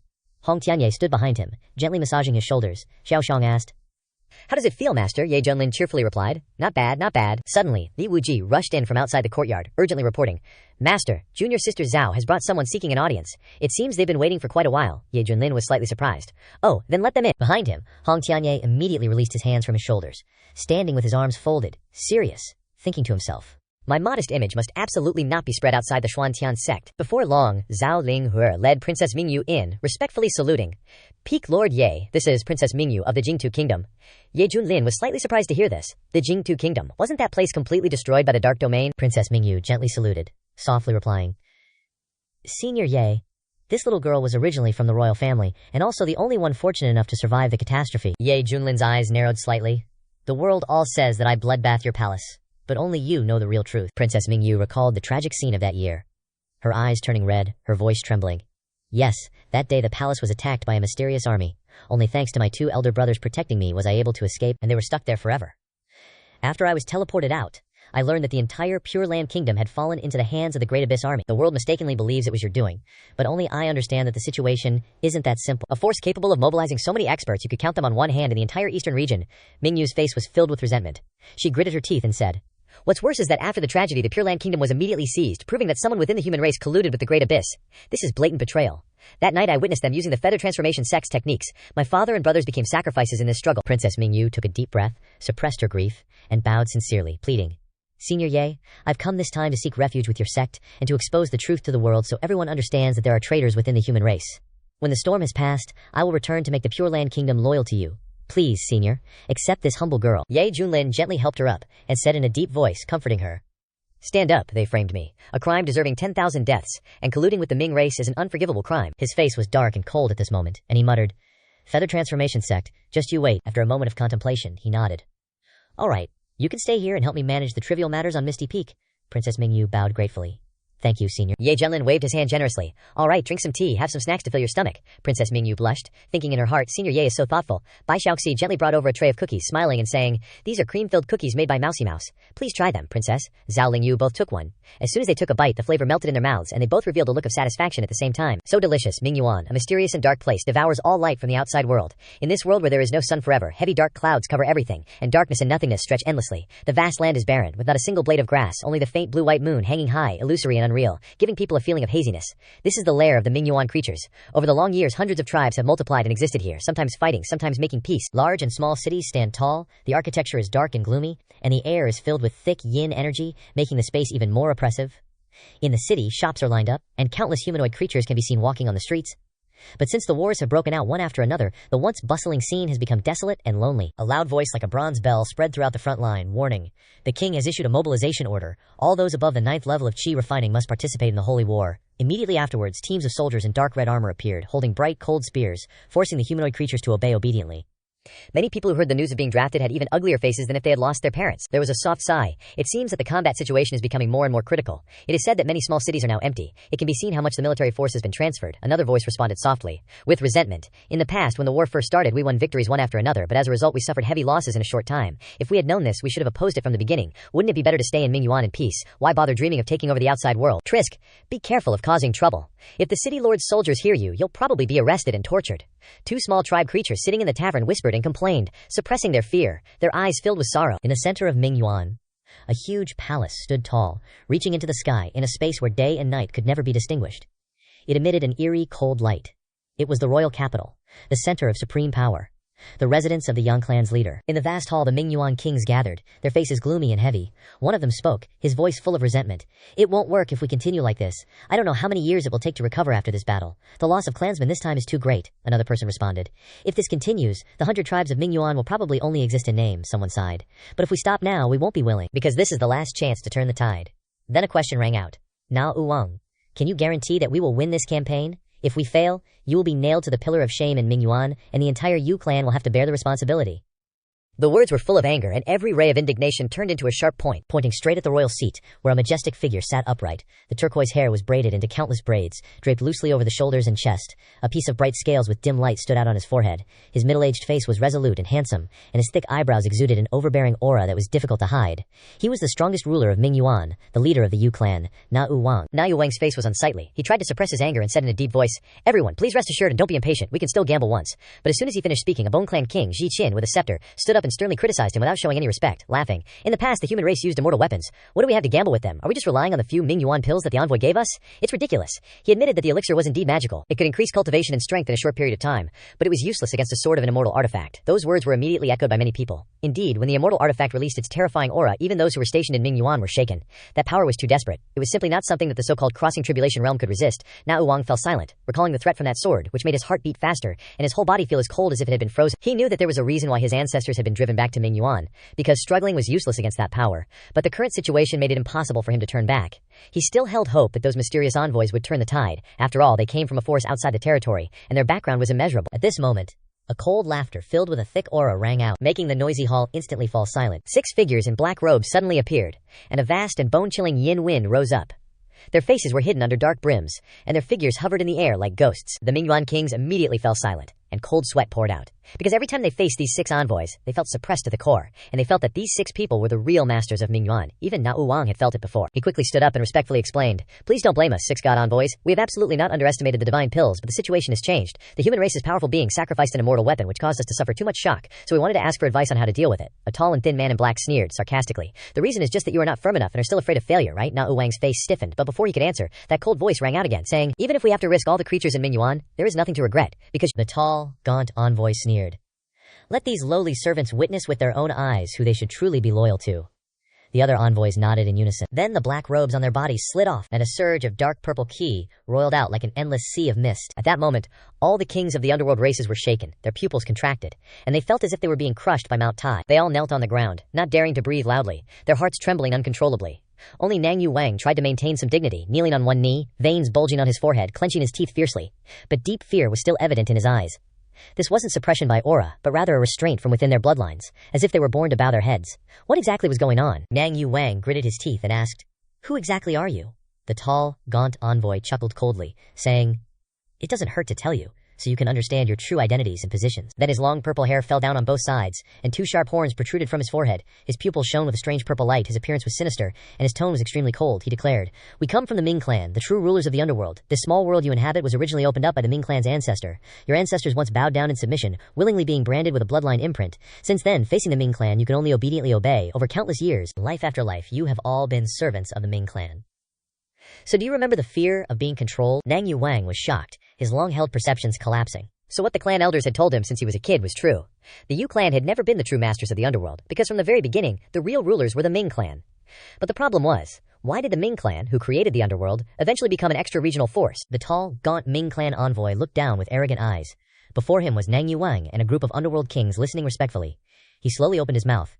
"You must be very curious as to why the Ming clan, who once founded the underworld and ruled the 100 clans, suddenly disappeared from the flow of history, only to reappear as outsiders. As your master, I can reveal a secret to you slaves. The Ji Yu Lun realm you see now is only the surface. Its true flourishing period was in the ancient past, when there was no immortal realm, and there was no concept of ascension, because the heaven and earth there far surpassed what you now call the immortal realm." Hearing this, Nang Yu Wang remembered something and asked doubtfully, "Wait, then how did you enter the Ji Yu Lun realm? Why are only 6 of you here, HMPH, you fool? Do you think the Ji Yu Lun realm is a place you can enter as you please?" The Ming clan envoy snorted coldly, a flash of fear in his eyes. As an indestructible great world from the ancient era, even in decline, the laws of heaven and earth here are still terrifying. If outsiders forcibly invade, they will be completely wiped out, body and soul. Moreover, since that upheaval, the heavenly Dao will of the Jiu Lun realm has switched to a defensive state, making it difficult to penetrate, even for the Beyond realm. Speaking of this, he clenched his fist, a look of unwillingness on his face. If it weren't for that, why would we need to borrow the power of you slaves? The 6 of us are strong enough to break through the 14 Eastern Domain prefectures and kill all resistors. His tone was full of arrogant madness, but the underworld kings below didn't show any doubt. The young clan leader spoke up. So that's how it is. But there's a difficult problem now. A pervert named Ye Junlin has appeared. He uses immortal energy to destroy many of the Ming clan's experts, causing us heavy losses. We simply have no way to resist the immortal energy, another king added anxiously. That's right, in the Battle of Gong Prefecture, he destroyed the main force of the Ming clan with just one sword strike. Hearing that name, the Ming clan envoy's eyes immediately flashed with 2 beams of divine light, overflowing with killing intent. HMPH. Only those who can truly use immortal power can unleash the full power of immortal energy. That Ye Junlin hasn't reached that level yet, so what he's emitting is only less than 1/10 of its true power, the Yung clan leader exclaimed in shock. 1/10. If its full power is released, wouldn't heaven and earth be destroyed? The envoy laughed coldly, and suddenly summoned an object, his tone low. This time, we've come to bestow upon you a secret treasure to deal with Ye Junlin. With that, he took out an ancient black lamp, with a flickering purple flame. The flame contained layers upon layers of terrifying seals. Nang Yu Wang was shocked at first sight, his whole body trembling, and a feeling of insignificance rose in his heart, even wanting to kneel again immediately. This thing is our clan's specially made dark energy. It is a one-time use item. Once the seal is opened, it can release layers upon layers of supreme dark power. Even a true immortal would have difficulty avoiding their fall. We cannot use it easily now, so take it, and find an opportunity to deal with Ye Junlin. Nang Yu Wang tremblingly accepted the ancient lamp, looked at the flickering dark purple flame, his throat dry, swallowed, and his heart was both fearful and shocked. It turned out that he held in his hand a means that could kill immortals. The Ming clan was indeed terrifying. The Ming clan youth's eyes flashed, saying that there were also people from their clan in the human race's camp to provide assistance, and Nang Yu Wang needed to cooperate closely. He looked up in thought, saying, according to the deductions of the elders in the clan, the Jiu Lun realm will soon enter a period of recovery. Countless natural treasures will erupt, and all kinds of secret realms and relics will appear one after another. If we can take the initiative to occupy them first and prevent other forces from outside the realm from following, then the Ming clan's return to its old nest this time will surely soar smoothly like a kite in the wind. His voice revealed an ambition that could not be concealed. Nang Yu Wang immediately knelt down and shouted loudly, all the creatures of the underworld will await your orders, master. He knew that he had a solid backing, and from now on there was nothing to worry about, bowing his head with utmost respect. The Ming clan youth and his companions exchanged glances, the corners of their mouths curled into a cold, smug smile. Sure enough, as they said, the Jiu Lun realm began to erupt with immortal opportunities, and blessings filled the people. In the central domain, the center of the Jiu Lun realm, strange changes in heaven and earth shocked many hidden immortals, and they had to personally come out of seclusion to investigate. The great ancient Holy Lands also realized that this was the moment for a reshuffle. All forces abandoned their peace agreements and frantically sent cultivators to compete for resources. Violent conflicts erupted everywhere, hostility filled the air, and even immortal Dao lineages wanted to extend their claws to the 4 great domains, seeking new opportunities. The once glorious world was now like a withered tree meeting spring, once again exuding vigorous vitality, and hundreds of millions of living beings would be sublimated because of it. Eastern Domain. Desolate Prefecture. In the sky, a huge rift suddenly appeared, the clouds rolling like waves, and the energy surging like roaring rivers and mountains. The booming sounds were endless, and countless golden lightning bolts shot down, each one carrying enough power to shatter 100 miles. Ye Junlin was awakened from his bed, lazily removed his sleeping mask, and frowned irritably. Li Wuji stood beside him anxiously, cold sweat beading on his forehead, gripping the handle of his blade tightly. He had a premonition that if he recklessly entered, he would be blasted into dust by the golden lightning sea. Bai Xiaoxi fearfully burrowed into Ye Junlin's arms, her eyes filled with tears, her small body trembling. Ye Junlin gently patted her back, soothing her, while his eyes, cold as swords, pierced straight at the crazy scholar. Hong Tianye, in his bright red robes, exclaimed, this is definitely a celestial trace, and the scale is unprecedented. It far surpasses everything that has ever appeared in the central region. Compared to this, the previous appearances were just insignificant dust. Celestial trace. Ye Junlin frowned slightly, carefully recalling that things had indeed been extremely unusual in the past few months. Natural treasures had been appearing continuously, and dongfus and relics had emerged one after another, leading to countless cultivators fighting over them. Opportunities that were rare to encounter in thousands of years were now appearing in rapid succession, making people both happy and fearful, considering it a gift from the heavens. But now, in the remote Huangzhou of the eastern region, a celestial trace had unexpectedly appeared. This matter was truly extraordinarily bizarre. Rumbling explosions echoed across the sky, golden thunder roiling, its force incredibly layered. Amidst countless shocked eyes, a colossal island squeezed out from within a spatial rift. The entire island was enveloped in radiant celestial light, carrying a sense of divinity, unconsciously inspiring reverence in people's hearts. The golden lightning gradually dissipated, the sky returning to silence, leaving only the island floating, like a sacred ground watched by all. Around the island were layers of dazzling celestial light obscuring the sun. And on the surface of the light, countless interwoven runes revealed their divine mystery. Old ancestor Ouyang Feng of the Panshan sect cried out in a daze. Could this be the Immortals Island left behind in legends? Just then, the sound of a grand bell echoed throughout the heavens and earth, each ancient and incomprehensible syllable transforming into divine thoughts that poured directly into minds, making everyone understand. I am the island master of fallen Immortal Island. This place is an inheritance left from ancient times. After 10 days, the trial will open. Anyone who passes will receive a reward. The ultimate victor will become the new island master, possessing all cultivation resources, and bear the responsibility of guarding the Junlun realm. A dignified voice resounded. This news set Huangzhou ablaze. The legend of an immortal leaving behind an island and an unparalleled inheritance had now become reality. Even just a little bit of the leftovers was enough to make countless cultivators risk their lives to fight over it. Not to mention such a powerful sacred ground. Hong Tianye furrowed his brows but immediately perked up, muttering to himself, "This island master must be an extremely powerful ancient immortal. If I can obtain his inheritance, and even recreate his glory, this seat will definitely become an unparalleled great immortal." With his experience of once attaining immortality, he understood that there were myriad differences in the ranks of immortals, and just the previous phenomenon alone was enough to prove that the value of this inheritance was immeasurable. That island master was definitely a top-tier immortal. In his heart he secretly calculated that if he could seize fallen Immortal Island, everything would change.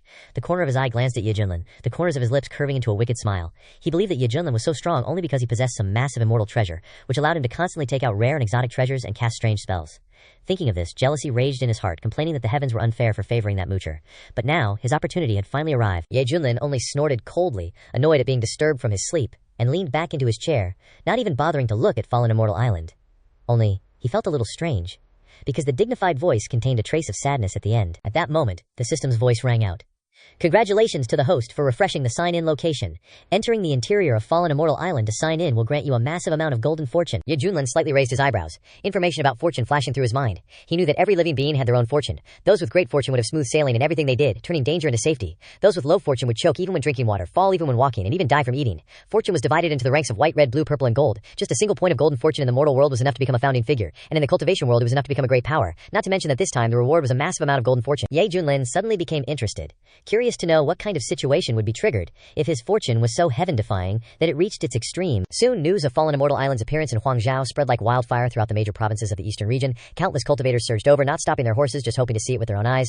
Although opportunities had been appearing continuously recently, there had never been a grand spectacle like this, enough to prove that the inheritance hidden behind Fallen Immortal Island had many layers of depth. In particular, the news that whoever passed the trial could become the island master, possessing massive ancient resources, made the world green with envy. In a few short days, foreign cultivators poured in, not hesitating to spend large amounts of resources to open teleportation formations to enter Huangzhou. When they sensed the dense spiritual key here, they were all shaken to the core. Someone exclaimed in shock, "Anyone who says Huangzhou is backward, step forward. This old man will beat him to death." Someone else blurted out, "It's a world of difference compared to when I came here before. Cultivating in Huangzhou now is even better than in Qingzhou." The foreign cultivators were all stunned. They had always thought that Huangzhou was a remote and backward place, but now that notion had become a thing of the past. The native people of Huangzhou, hearing this, were extremely proud, walking past with their chests puffed out, the corners of their mouths unable to conceal their smiles of pride, because they had finally become the object of others' envy. In the crowd, a middle-aged scholar reminded them sternly, "Everyone, absolutely do not cause trouble in Huangzhou. There's still him sitting guard here." Hearing this, everyone immediately fell silent. After a few breaths, someone cupped their fists in thanks and the others nodded in agreement, echoing each other. "He is Ye Junlin." Everyone knew that Huangzhou was now under his protection. The Yuhua sect came looking for trouble here before and suffered a crushing defeat. Coupled with his earth-shattering achievements, he had forged an unparalleled reputation. Who would dare to offend him, as that would be no different from courting death? Therefore, despite their fiery momentum, the foreign cultivators who came here were all as well behaved as kittens, not daring to act recklessly, only knowing to wait patiently for the moment when Fallen Immortal Island opened, the atmosphere unconsciously becoming harmonious. On a mountainside, an old man and a young man stood tall. The young man, draped in a black cloak, revealed a handsome face with a hint of evil, his eyes containing indescribable emotions. He was Chen Zhao. His heart was extremely complex. He was originally born in Huangzhou and used to consider this identity a shame, wanting to abandon it because this place was too backward. Who knew that this time when he returned, he would see his hometown undergo a tremendous transformation, with spiritual ki as abundant as Qingzhou and even surpassing Qingzhou in reputation thanks to Fallen Immortal Island. Seeing his fellow villagers proud and arrogant, he suddenly felt an indescribable joy welling up in his heart. Because this was also his hometown, the protector Liu Lao sighed with emotion. The Holy Sun has made great progress recently. It's clear that the 5 ancestors have put in a lot of effort. Chen Xiao only shook his head. He won't be at peace until the day he becomes an immortal.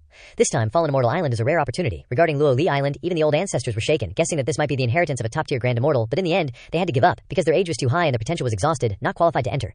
The most suitable person is Chen Xiao. Therefore, the Yuhua sect decided to bring him out of the small world early to Huangzhou to compete for the supreme immortal destiny. Liu Lao nodded, praising the Holy Sun as the most perfect successor. Even though he himself was an elder, he could only bow and flatter him. Suddenly, Chen Xiao's gaze focused, stopping on a white-clad figure embracing a sword, his whole body cold, his hair standing on end. Liu Lao's expression changed, exclaiming in shock, "That's Shui Wugan, the legendary sword cultivator of the Xuanji sword sect." 5,000 years ago, he was already recognized in the eastern region as a top-tier sword cultivator. His mastery of the sword Dao was godlike, unrivaled under the heavens. Later, he went into seclusion to cultivate, but now he's been drawn out again by the allure of the Fallen Immortal Island. Liu Lao warned in a low voice, "This is the biggest target to watch out for. because the Xuanji sword sect is the second-ranked immortal sect in the entire eastern region. It's because of them that the 5 ancestors still don't dare to act arbitrarily. Chen Xiao was stunned, a sense of indescribable fear rising in his heart. He realized the eastern region wasn't as simple as it seemed. He used to wonder why the 5 ancestors, with their powerful strength, didn't personally help Ming Yuan seize the Stargate, but now he understood. It's likely there are ancient beings secretly observing. Once the 5 ancestors show themselves, it will inevitably lead to fierce resistance from other powerful forces, especially the Xuanji sword sect, the second-ranked immortal sect in the eastern region, whose hidden strength is second to none. Just then, under the locust tree, a figure in white robes and a black cloak, with a cold, arrogant demeanor, was none other than Xue Wuhun. His hands tightly held a sword, his eyes containing endless sword intent, making anyone who met his gaze feel dazzled.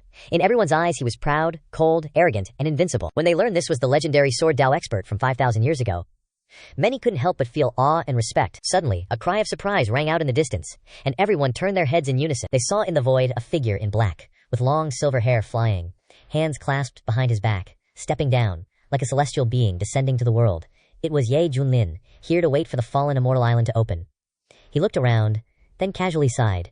Compared to the previous Luo Tian secret realm, this time it's much more lively. In the crowd, Ouyang Feng, the old ancestor of the Pan Mountain sect, immediately flew out to greet him, respectfully shouting, "Greetings, Senior Ye." As soon as the words fell, it was as if an explosion had gone off in all directions.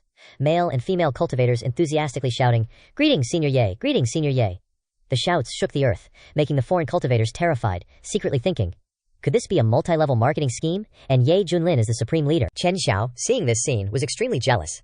He was originally from Huangzhou, a peerless prodigy of this land, yet now he had to hide in the shadows, not daring to admit his identity. He gritted his teeth. All his glory had been stolen by Ye Junlin. Ye Junlin, hearing the shouts, simply nodded in praise. Very spirited. The disciples behind him, like Liu Wuji and Hong Tianye, each had a different expression, some proud, some secretly comparing it to the past. Meanwhile, under the locust tree, Xue Wuhun coldly narrowed his eyes. His sharp aura burst forth as he walked straight towards Ye Junlin, sword in hand. Immediately, the foreign cultivators fearfully moved aside, clearing a path, sweat pouring down their foreheads, feeling uneasy. Could he be planning to attack Senior Ye? Ouyang Feng and the others were also tense, seeing those eyes filled with sword intent, a chill running down their spines. Hong Tianye, rarely showing a serious expression, said, "This is an extremely powerful sword cultivator. Even in the central region he could be ranked among the top immortals." And below, Li Wuji, on the other hand, had already placed his hand on the hilt of his saber, just waiting for the other party to show the slightest disrespect before drawing it out to strike. Ye Junlin looked straight at that cold face, feeling a little puzzled. Could I have accidentally offended him before? Whatever. If he dares to provoke me, I'll just kill him. The atmosphere instantly became extremely tense. Countless eyes watching, holding their breath, waiting for an earth-shattering showdown to erupt. Liu Lao even sneered, secretly hoping the two would fight. Because of Ye Junlin, in that instant, all the cultivators present had their eyes wide open, their brains seemingly shut down, so shocked they couldn't believe it. What did they just hear? One of the top-notch sword cultivators famous throughout the eastern region was actually setting aside his pride to ask Ye Junlin for guidance on how to learn the sword. It was truly astonishing. The entire plaza immediately gasped a breath of cold air. All eyes focused on that silver-haired youth, their expressions changing rapidly. Ye Junlin was slightly stunned, his face strange, and he slowly asked, "Then what makes you think you need me to teach you how to practice the sword?" Actually, he wanted to curse outright. Does he need me to hold his hand to teach him how to sword fight? Zhu Wuyan's eyes shone brightly, his expression resolute. "You don't know. That day you unleashed a sword strike, it deeply shook me. From that moment, I knew that you had gone much further than me on the path of the sword. For so many years I have cultivated in solitude, sitting day and night before the sword steel, pouring all my heart and soul into tempering myself, originally thinking that nothing could shake my sword heart, until that magnificent sword radiance tore through 9,000 miles of clouds, opening a path in the sky. At that moment, my sword heart felt like it was about to crack. That was a sword strike that was hard to find in ancient and modern times. Peerless and unmatched.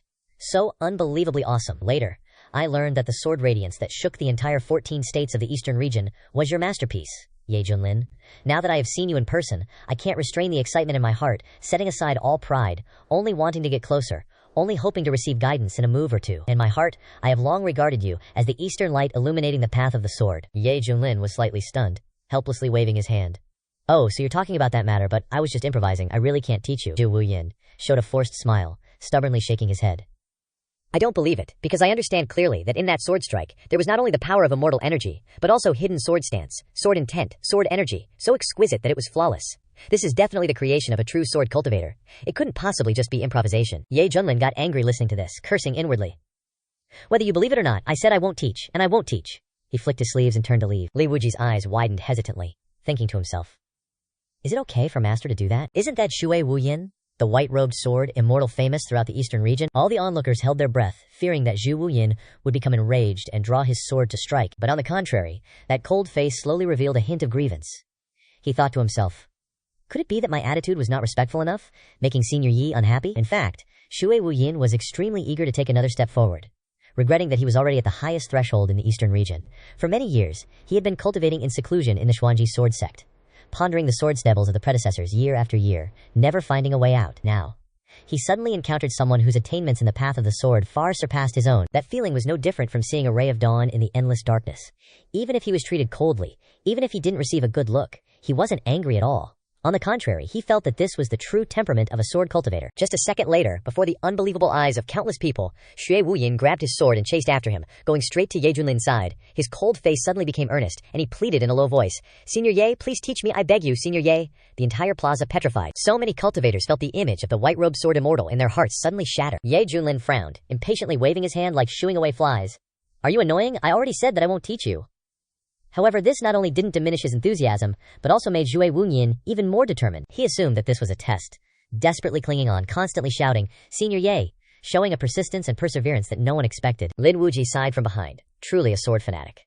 Originally a knife enthusiast himself, he not only didn't look down on him, but instead felt touched. Because if he put himself in that situation, unable to break through for the rest of his life, and suddenly a major figure far surpassing him appeared, just a word of guidance would be enough to change everything. He probably wouldn't be able to remain calm either. Sword fanatic? "I think you're just a simp," Hong Tianye said with disgust. Ye Junlin glanced to the side, seeing Xue Wuyin forcing a stiff smile, his face usually cold and serious, but now smiling like a pervert. The more he looked, the more uncomfortable he felt. He cursed inwardly. "I said I won't teach. Why are you still clinging to me? So pissed off." Li Wuji looked at the scene, and because they shared the same goals, he transmitted his voice quietly. "Master, why don't you just give him a little guidance? And in the eyes of your 3 disciples, Master is the most skilled at enlightening others. Remember that year at the execution ground? Just a casual sentence made so many cultivators feel like they had been enlightened, their realms greatly increasing. Now, facing Shuju Wuyin's shameless pleading, just say something perfunctorily, it'll be fine." Ye Junlin's mouth twitched, thinking to himself, "Guide your sister. You really think the random things I say can fool people?" Xue Wuyin's eyes were filled with anticipation. "Senior Ye, I beg you." Ye Junlin was annoyed by the entanglement, and a glimmer of light flashed in his eyes. "Fine. You forced me to do this." He pretended to cough a few times, appearing profound. "Since that's the case, then let me give you some guidance." Ye Junlin gently raised his hand, and a forgotten dry branch on the ground flew up with a whoosh, falling into his hand. It was 4 feet long, bare, and unremarkable, clearly intending to use the branch as a brush. Then he turned around, facing the majestic mountain in front of him, his expression calm, his eyes deep and waveless. His whole person exuded the temperament of a transcendent expert, shocking the crowd. He slowly said, "Look carefully.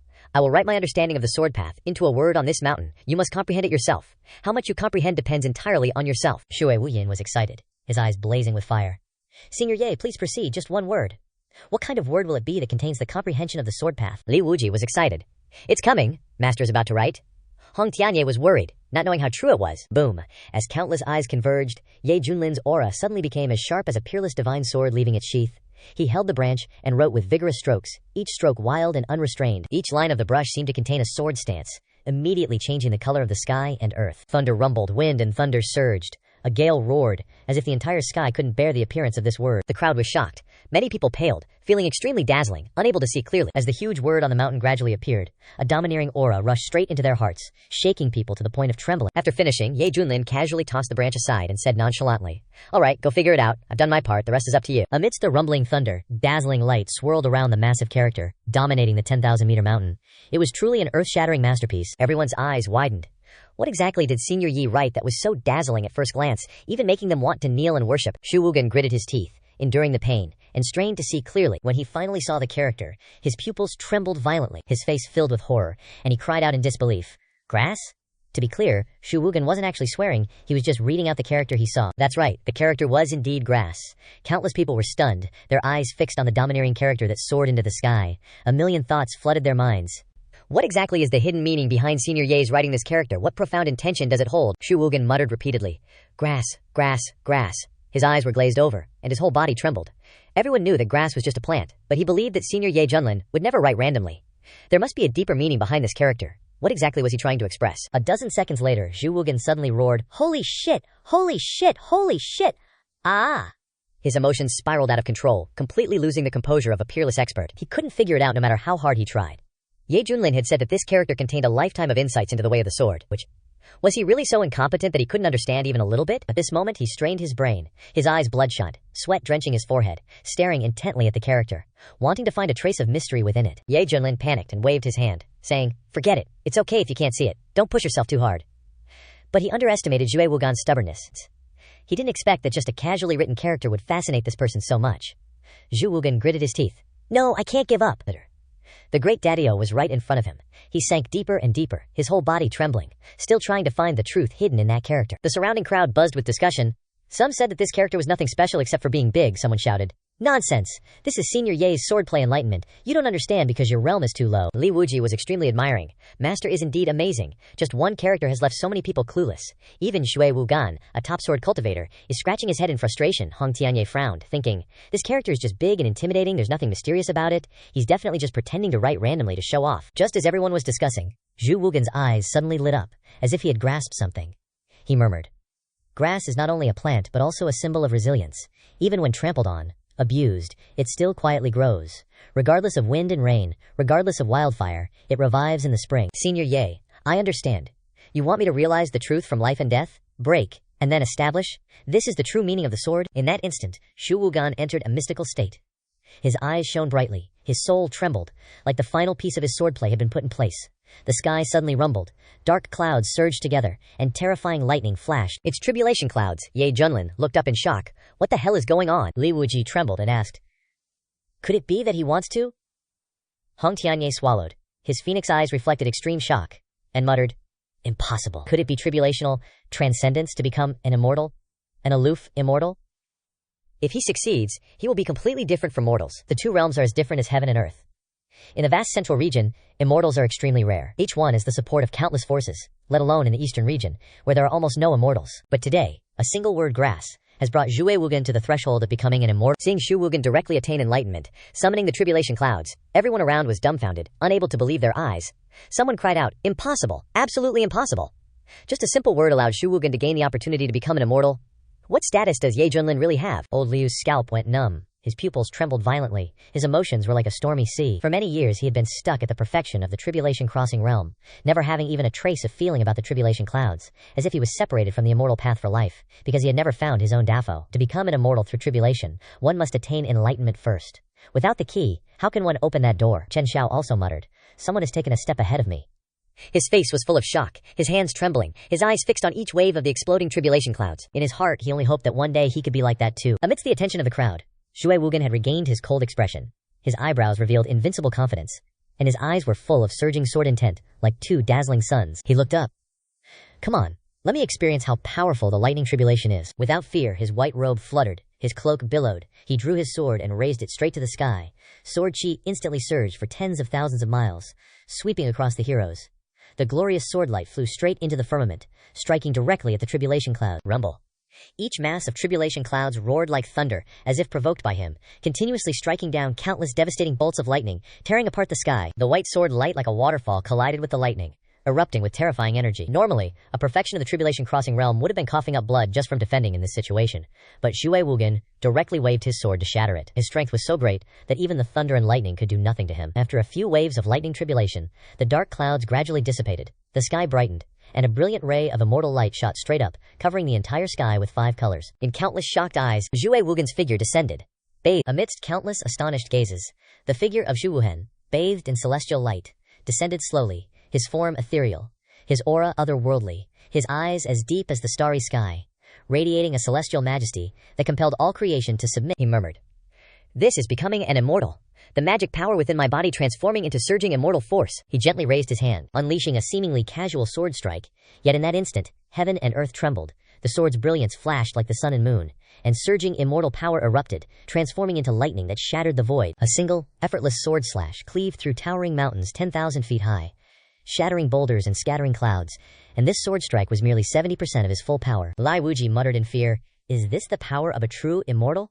It feels like the tribulation transcending realm is a joke compared to a true immortal, like a firefly before the moon, utterly incomparable.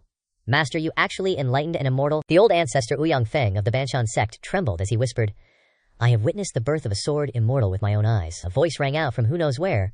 Congratulations, senior, on attaining the Dao and becoming an immortal. Immediately, congratulations like a landslide and tsunami resounded across tens of thousands of miles, shaking heaven and earth. Countless cultivators bowed respectfully, for this was a true immortal. An existence capable of suppressing the world. Hong Tianye was stunned, suddenly remembering something. His eyes turned towards the silver-haired youth, and confusion arose in his heart. Could it be that I really misunderstood him? While the crowd was still reeling in shock, Ye Junlin was dumbfounded. Even he didn't understand what was happening. He had just written a character on a whim, yet that guy actually comprehended it and attained immortality on the spot. Is this too OP? He raised his head to look at the large cursive character before him, his brows furrowing, thinking to himself, does this character really possess such divine power? Zhu Wuhan's heart was surging with emotion at this moment, extremely excited. Senior Yi truly did not deceive me. This single character contains endless mysteries.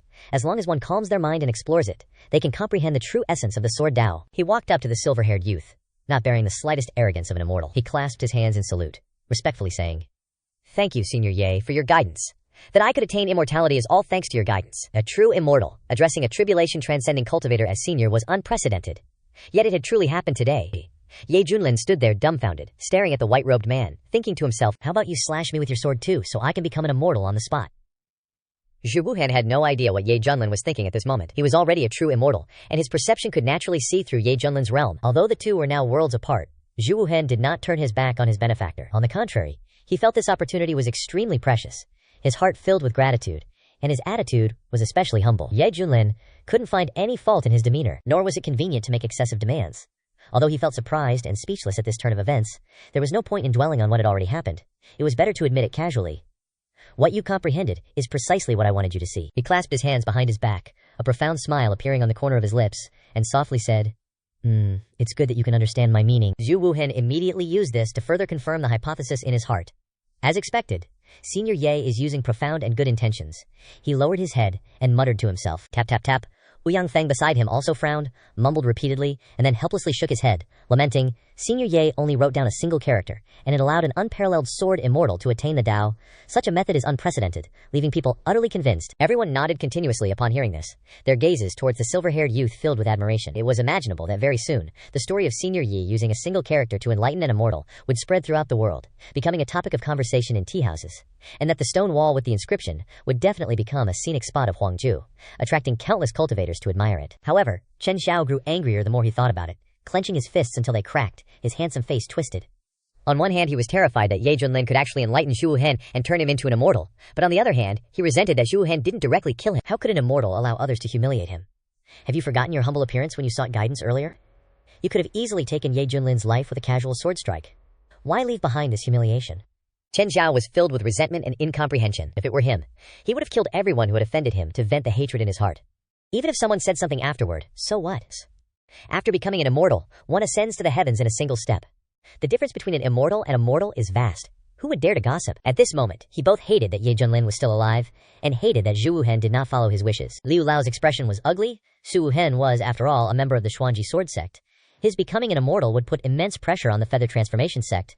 Moreover, a sword immortal who cultivates the sword Dao has even more terrifying killing power. But at that moment, the fallen immortal island, gently floating in the sky and enveloped in brilliant immortal light, suddenly emitted violent movements, violently shaking the heavens and earth. Countless people felt a tightness in their chests and looked up in alarm, only to see several massive pillars of light, each 20 zang wide, erupt from the fallen immortal island, soaring into the sky. Runes flowed across them, clearly forming a teleportation formation.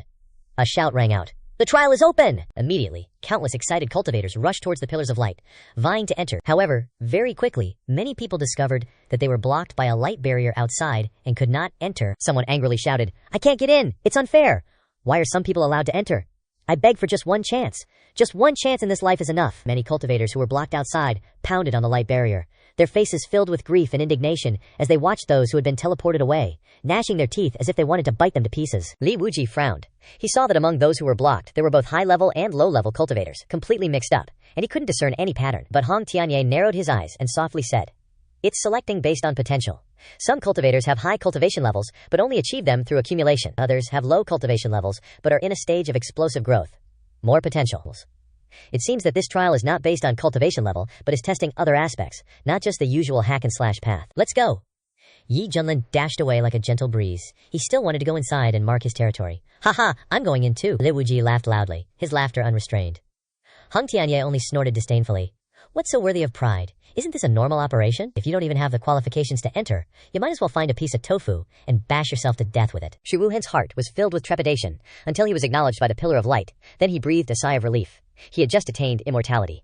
If he had been blocked outside, he would have truly doubted his existence. Liu Lao looked at the holy sun, embarrassedly saying, You go in, I'll wait outside. I know that I have exhausted my potential. Forcibly entering would only bring self-inflicted humiliation. It's better to honestly stand guard outside. Chen Xiao glanced at the gray-robed old man without a word, and immediately transformed into a stream of light, dashing straight through the light curtain at extreme speed, his eyes blazing with anger, as if he was certain that he would not be stopped. Sure enough, he entered smoothly, breathing heavily within the light curtain, his teeth clenched. The image of Zhu Wuhen becoming an immortal just now had stimulated him to the extreme, making him eager to become the master of the fallen immortal island, so that his own realm could explode and sublimate. At this time, countless trial participants had been teleported into the fallen immortal island, immortal mist swirling and covering all sides. Everyone stood in a vast square, before a majestic mountain wall, with mysteries hidden beside the mountain. Everyone began to express surprise, with some shouting, "Why has my cultivation been suppressed to the Qi refining realm?" Others exclaimed in panic, "Oh, me too!" Some clapped their hands and laughed loudly. "Good, this is fair. Everyone is at the same realm, there's no more distinction between high and low." Those who were originally weak, now felt even more at ease, because even the big shots had been dragged down to the same realm as them. Lei Wuji frowned slightly and muttered, "Shizun, this situation is just like before in Yaowang Valley." Hong Tianye looked up at the sky of Van Tiandao, his eyes pensive. It's the power of rules again. This is a mystical method of immortals, capable of imposing rules upon an area, causing flowers, plants, trees, and even living beings to exist in accordance with that will. This time, it's clearly to ensure fairness, regardless of cultivation level. Ye Junlin just shrugged. To him, cultivation level was no longer important. He glanced to the side, seeing Zhu Wuhen draped in white robes over black, his face dazed, as if he couldn't believe his cultivation, which had just reached true immortal, was forcibly suppressed to foundation establishment. It felt like a joke. He sighed and muttered, "So many years, and the power of the rules left by the predecessors is still so strong.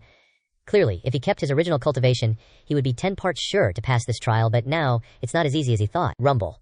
The cliff in front of them shook, slowly splitting open, dust billowing, with great momentum. Everyone was stunned for a moment. When the scene became clear, everyone's expression changed. Before them were golden fields, icy glaciers, blazing volcanoes, lush grasslands, various terrains interwoven to form a bizarre board game, divided into paths stretching into the distance, with squares at the end. Inside were treasures, magical artifacts, or even stone statues. Amidst everyone's astonishment, a bronze bell rang, and the rules echoed. Each person must use dice to determine their steps. There will be various surprises along the way, but you must overcome them within the time the hourglass counts down. Whoever reaches the destination first will be qualified to enter the next round. If you feel danger, you can call it quits and be teleported out immediately. As soon as the words finished, a giant golden hourglass appeared in the sky. Fine sand slowly fell, and the paths lit up, signaling the trial was about to begin. At each starting point, a dice the size of a palm appeared, its numbers sparkling with golden light, carrying a strange energy. "This is the dice of fairness. The result depends entirely on luck." Hong Tianye frowned and muttered, "I've never seen this kind of trial." Lei Wuji laughed loudly. "Time is tight, let's start quickly." Everyone immediately rushed to their own path, picked up the dice, rolled them, and moved according to the number. Ye Junlin alone paused, looked at the scene before him, pondered for a long time, and then muttered, "Good heavens, isn't this freaking snakes and ladders?" The first round of Van Tiandao is snakes and ladders, except mutated to accommodate countless people, and a game turned into a deadly adventure. The trial participants set off one after another, and a faint light separated each path, so no one could disturb or sneak attack others, ensuring absolute fairness. A sound rang out, and the dice stopped. Zhu Wuhen saw a 5, satisfied in his heart, and took 5 steps straight to a bronze treasure chest. He opened it, and a golden light exploded. Inside was a card, and ancient characters appeared in his mind. Perform a monkey dance for 8 seconds on the spot, and you can immediately jump 70 spaces. If you pretend you didn't see it, you will be immediately sent back to the starting point. Zhu Wuhen was stunned, the corners of his mouth twitching, secretly cursing the person who set the rules. To be the revered Bai Yi Sword Immortal, yet have to pretend to be a monkey in front of everyone, is nothing short of humiliation. But thinking that if he gave up he would fall behind, he gritted his teeth, his eyes flashing with ruthlessness, and finally looked up and roared, his hands beating his chest, his body dancing, his mouth screaming like a wild beast. Who? The nearby cultivators were all horrified, their eyes full of embarrassment, and quickly turned their heads to the other direction, afraid of being remembered by this Bai Yi Sword Immortal. Shui Wuhen could only comfort himself. This is just a trial, it doesn't affect the overall situation. As soon as the humiliating performance ended, his figure was immediately teleported 70 spaces, leaving most of the trial participants far behind. On the other side, Hong Tianye rolled a 6, the corners of his mouth slightly raised, with a smug smile, and strode to the designated square. A golden treasure chest appeared before him. His phoenix eyes lit up. He opened it. A bright card flew up, floating into his hand, and the content immediately appeared in his mind. Use all your strength. Shout 6 times, "I need a man to love me," and you can jump 250 steps. If you give up and pretend you didn't see it, you will be forcibly stopped for 90 turns. The smile on Hong Tianye's face immediately disappeared, his hand trembling, the corners of his mouth twitching, unexpectedly encountering this kind of absurd requirement. What was the predecessor who set the rules thinking? Did he think he was very funny? He was extremely opposed in his heart, but giving up was tantamount to being eliminated. A reminder appeared in front of him. Please make a choice quickly, otherwise it will be considered a forfeit. He broke out in a cold sweat, his eyes changing, and finally gritted his teeth, roaring softly. What level of character is I? How can I just give up like this? When I ascend to the great Tao in the future, all living beings will be floating clouds. Do it. Immediately afterwards, the square echoed with a frantic shout. I need a man to love me! I need a man to love me! 6 times in a row. The shocking sound caused many male cultivators to turn their heads and look, their mouths agape, unable to believe what they had just heard. Before them was a woman in red, with skin as white as snow, a slender figure, peerless beauty, black hair draped down, and a noble and cold temperament. Yet she was clenching her fists, shouting the kind of words that made people dizzy. Hong Tianye endured the shame, but immediately after completing it, her figure was teleported more than 200 steps forward, her position far ahead of the others. Although the distance to victory was, he casually tossed the dice, just wanting to test his luck. A flash of light. The dice stopped. Ye Junlin's eyes widened in disbelief. The score wasn't 6, but 60. Dazzling golden light. While everyone on the island was busy participating in the trial, the illusory figure stood on the top of the mountain in the courtyard, quietly watching the lake reflecting the scene. It was a Taoist priest about 40 years old, wearing a dark blue Taoist robe, with a goatee beard, sword-like eyebrows pointing straight up, and eyes as deep as the sea, with an air of immortality about him. It was the first island owner of fallen immortal island, Liu Huangshu. But this was not his real body, but just a wisp of his remaining divine soul, to maintain the spiritual trial. Unless the new island owner was determined, otherwise it would always exist. At this time, Liu Huangshu stroked his beard lightly, carefully observing the scene in the lake, occasionally praising. He muttered, Indeed, I had long foreseen the difficulty of cultivation for future generations, but I didn't expect the cultivation level of the trial participants to be so low. Fortunately, when setting the initial rules, I didn't take the realm as the standard. The trials I left behind may seem difficult at first glance, even a bit ridiculous, but if a person doesn't have enough willpower, only cares about saving face, and clings to their pitiful self-esteem, how can such a person be qualified to inherit fallen immortal island, and lead the Cullen realm to overcome adversity and become strong? It seems that there are still quite a few people willing to put aside their face and move forward.